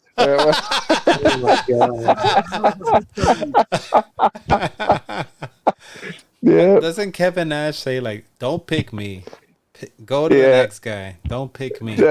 On one of them, it's either Thunder or Nitro. One of them, he says, "Come on, pick me. These other guys suck. Come on, you know who to pick." And then on the other one, he says, "Don't pick me, pick him." Nice. So none of you guys had Mitch Richmond, NBA Live 97. I might have that game.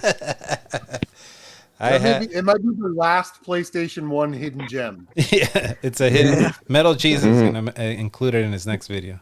Yeah, I got Warhawk. I used to love the music in this game.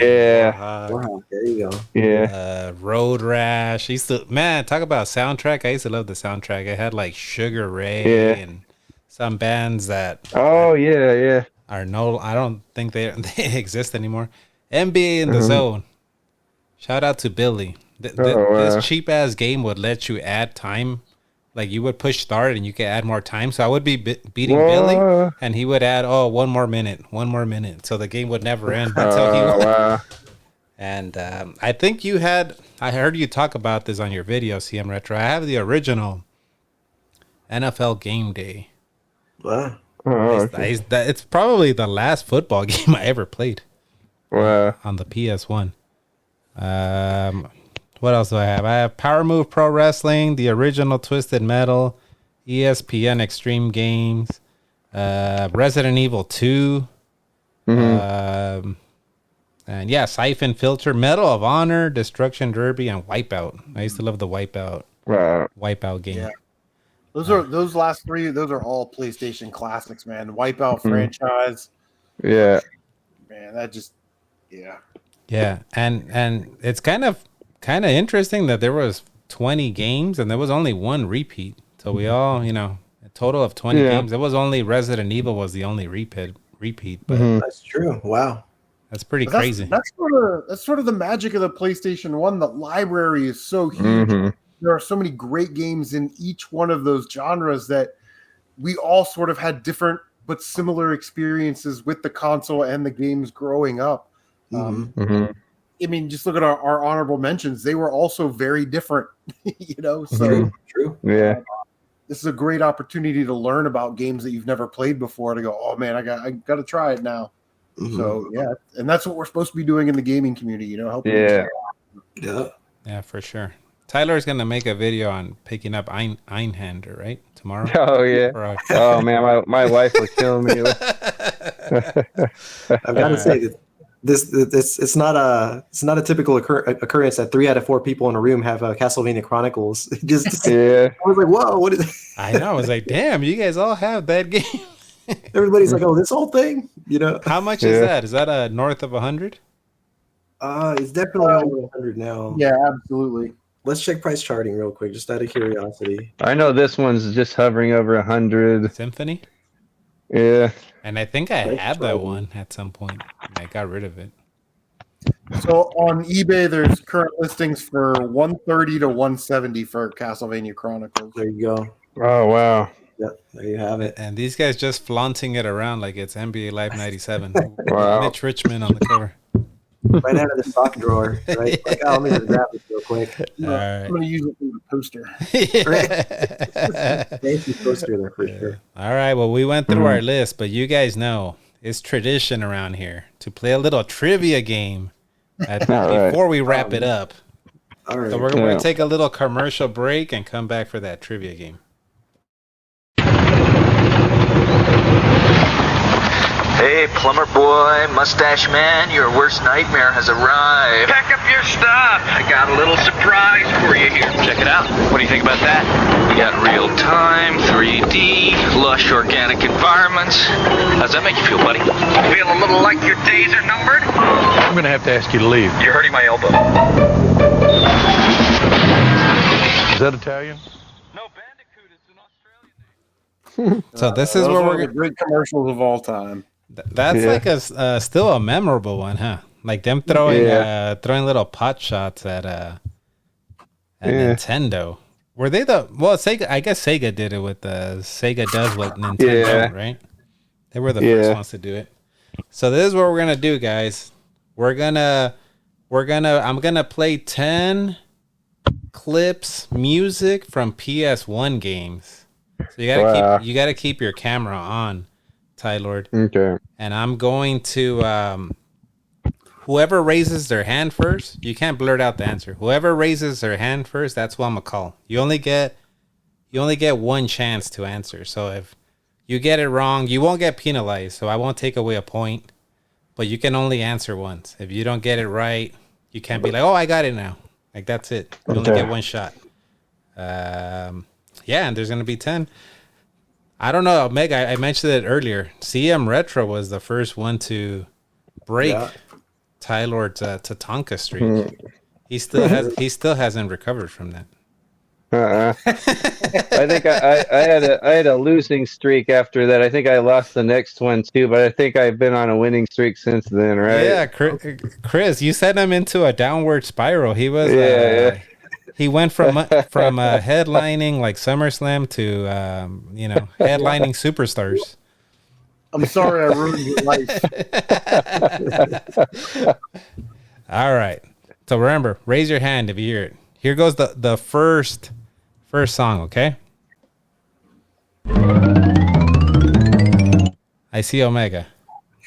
It's Crash Bandicoot. It is Crash Bandicoot. All right.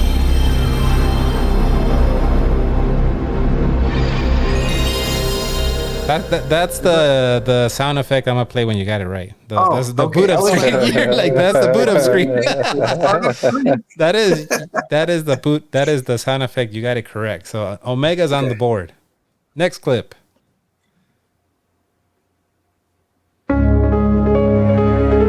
I see Tylord. Resident Evil 2.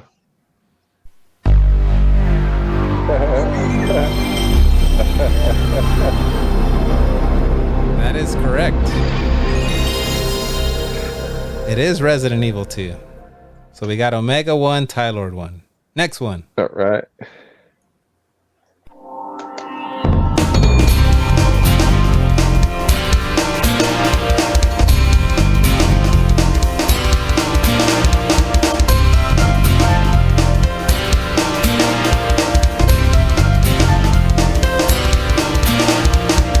I see CM Retro. I'll guess Spyro the Dragon.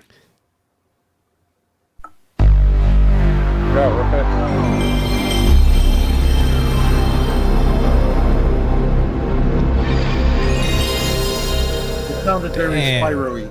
Damn, this is going to be a competitive one, I think. It was Spyro the Dragon. Wow. Next clip.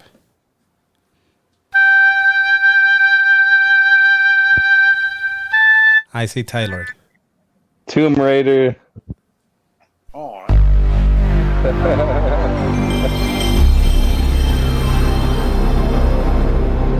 Damn.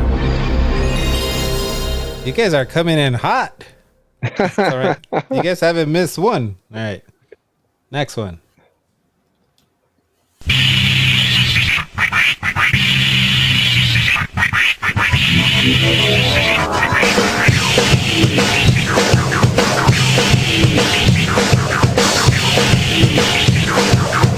I see Omega.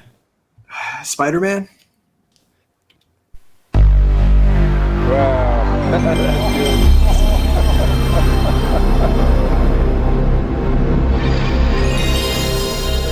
Jeez, it was Spider-Man. Gee, Wow. how did you know that? Off of that? I don't know. I just remember the theme from back in the day. Yeah. All right, next one.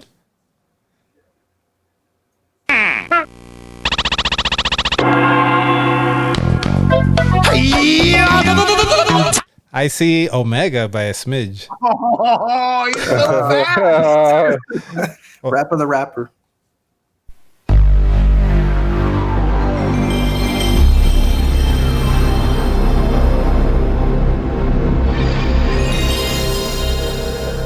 It was. Everybody knew that one, but by a split second. Yeah, he's so fast. I didn't see the hands But come on, we got to listen to a little bit more of that. That's a classic. That's a PS1 demo disc one for me. Kick, punch, it's all in the mind.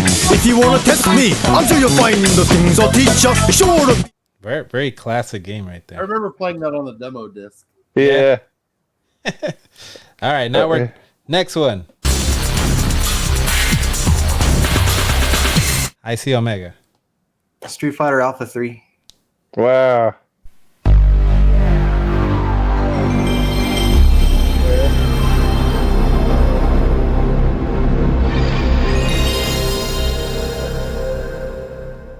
That is correct. It was, man, you got that one quick. All right, so right now Omega has 4. Wow. Tylord has 2. CM Retro has 1. We have 1, 2, 3 left. So CM Retro could tie. Tylord can, if he gets 3 in a row, can surpass CM Omega. Omega can put it away. Right now, if he just gets one more, he puts it away. Or if nobody gets enough points. All right, let's go to the next one.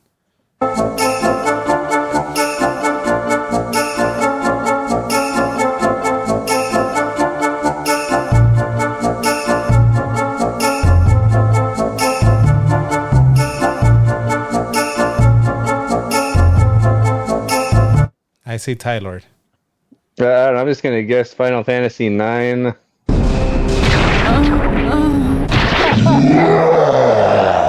That is incorrect. Let me keep playing a little bit more. All right, I see CM. We have to guess to get, you know. I can keep playing more of the theme, but if you would just want to take a guess. I'll say Final Fantasy VIII.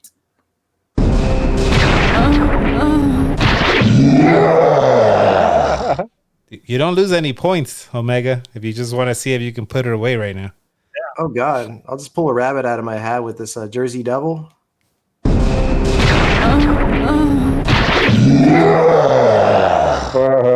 So it was Mega Man Legends. Wow. Okay. Whoa, wow.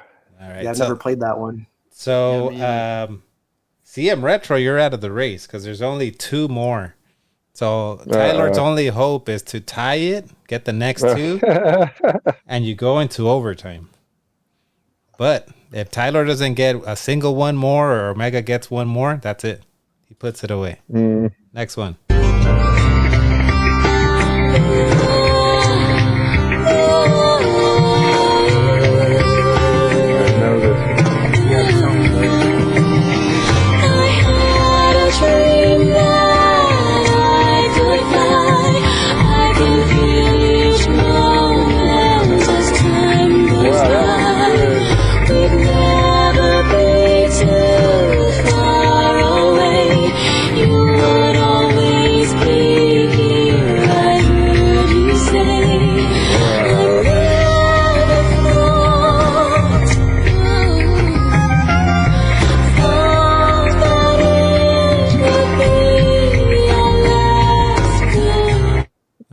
Tyler wants to take a guess. Is it Chrono Cross? It is not. Omega, you won already. He can't tie you anymore. You want one of you guys just want to take a guess and see, just for shits and giggles. Take a guess. You know that one, CM? I didn't recognize it. That was a Legend of Dragoon. Oh wow. Oh damn. Okay. All right, now let's go. Let's see, what's this one? Yeah, the last one here. I see Tylord. That's Twisted Metal 1. It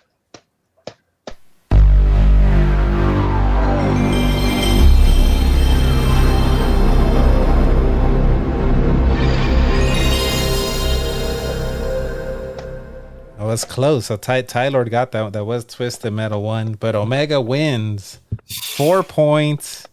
Tylord 3, CM Retro 1. You guys only didn't get that Legend of Dragoon and Mega Man Legends, I think. That was the only time. And I played both of those, and I didn't recognize it.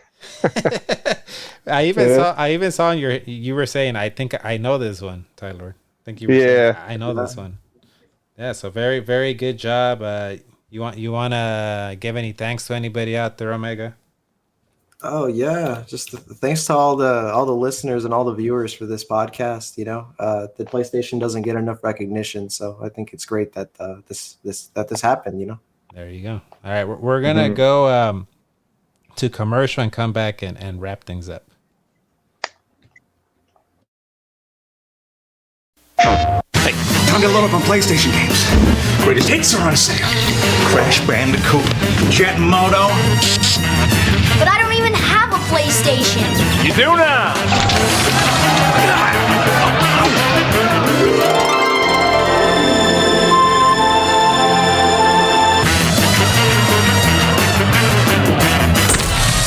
Mom know about this? Who? PlayStation. Yeah, I want to thank these guys for joining me for this PS1 podcast episode. CM Retro, thank you. Omega Ace Gaming, and the Professor Tylord Stevenson. I'm gonna give you guys each a chance to plug your stuff, your channel. Since Omega won, you go first, Omega. Oh sure, Omega Ace Gaming. I stream on Mondays and Fridays, 1 p.m. Pacific time Mondays, 8 p.m. Pacific time. 8 p.m. Pacific time Fridays. I'm really big on platformers, retro gaming in general. If that's your cup of tea, definitely check me out. Tylord. I know Tylord is tired of getting subs. He said, don't sub to me anymore.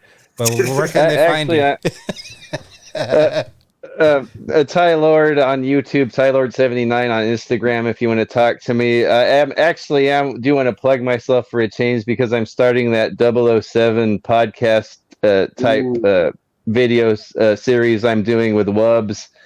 And so I think it's getting a little bit of traction. I'm getting a lot of views, which I don't care about, but it's something I'm passionate about. Talking about James Bond movies. We're talking about James Bond movies, James Bond books, James Bond video games. Of course, you guys are all invited on if it goes anywhere. I know Chris and Jose are both Bond fans, so you guys can come on. And Mario too. I kind of wanted to have a non Bond fan on at one point. Yeah, I don't know shit about James Bond, but if you want me on there, I'll be on there. CM Retro, where can they find you? Yeah, CM Retro Gaming, free on YouTube. I have a hodgepodge channel, so it could be a live stream, a vlog, a hidden gems video, a pickup video. Never really know what I'm getting into that week. So, yeah, CM Retro Gaming on YouTube. And the toy channel too, right? Toy Freaks. I do. I have a toy channel called the Toy Freak. Do a lot of like Micro Machine stuff, Lego building reviews, that type of thing. So, yeah, check that out if you're into that. Yeah, very cool. I'll put if you're listening on the audio end, I'll put links in the show notes. If you're listening on YouTube, just look at the description. I'll put links to everybody's channel. As for me, I have retrotiburon.com. I have a website. You can leave a voicemail. That voicemail is drier than the Death Valley where Undertaker's from. But you can leave a voicemail and I'll play it on the damn podcast. Leave a voicemail on there. You can buy, if you want to support the podcast, the channel, you can buy a shirt. You can buy some stickers at retrotiburon.com. Leave me a review on Spotify or Apple Podcast. I don't know if it'll help out the algorithm, but it'll help out my self-esteem. And on YouTube, I stream Mondays, Wednesdays, and Thursdays. Well, I stream every day, from what I've heard. I stream every day, goddammit. I stream every day, 24/7, at Retro Tiburon on YouTube. We do community game nights. We play Fortnite, Mario Kart. We play a bunch of community games on Thursdays, so swing by. Since there you go. That's one of the coasters right there. Before we go, I've been asking everybody that comes on here for a quote, a piece of advice you can give out, something that maybe somebody told to you that you took with you on your journey of life. Since there's 3 of you guys, I'm going to go around. And you guys each give me a quote, a piece of advice that has stuck with you that you want the people to hear. I don't know if Chris, you have something? Oh man, we got another 3 hours. Yeah. So one thing that is that life is a one-lap race, and nobody ever finishes first. So take your time getting around the track. Race for you, your family, that type of thing. But don't think things personal. Don't get into crazy competitions. Just run your own race. Yeah, very good advice, Tylord. You got something someone's told you that stuck with you? Yeah, maybe stay calm under pressure. I know it's hard sometimes, but sometimes if you get stressed out and panic, think you'll make things worse for yourself. So try to take things calmly. Yeah. Omega, what you got? Piece of I advice. guess just to spin it back into the gaming, right? I'd say don't let a bad game review deter you from trying out a game. A game with a bad review today could become a hidden gem 5 to 10 years from now. Yeah. Hey, that's true. You know which game I never played because it got shit on Game Informer was Splatterhouse on the 360. And I'm not saying it's the best game ever, but I had fun with it when I finally played that game. So yeah. Thank you guys. See you guys on the other side later. Thank you.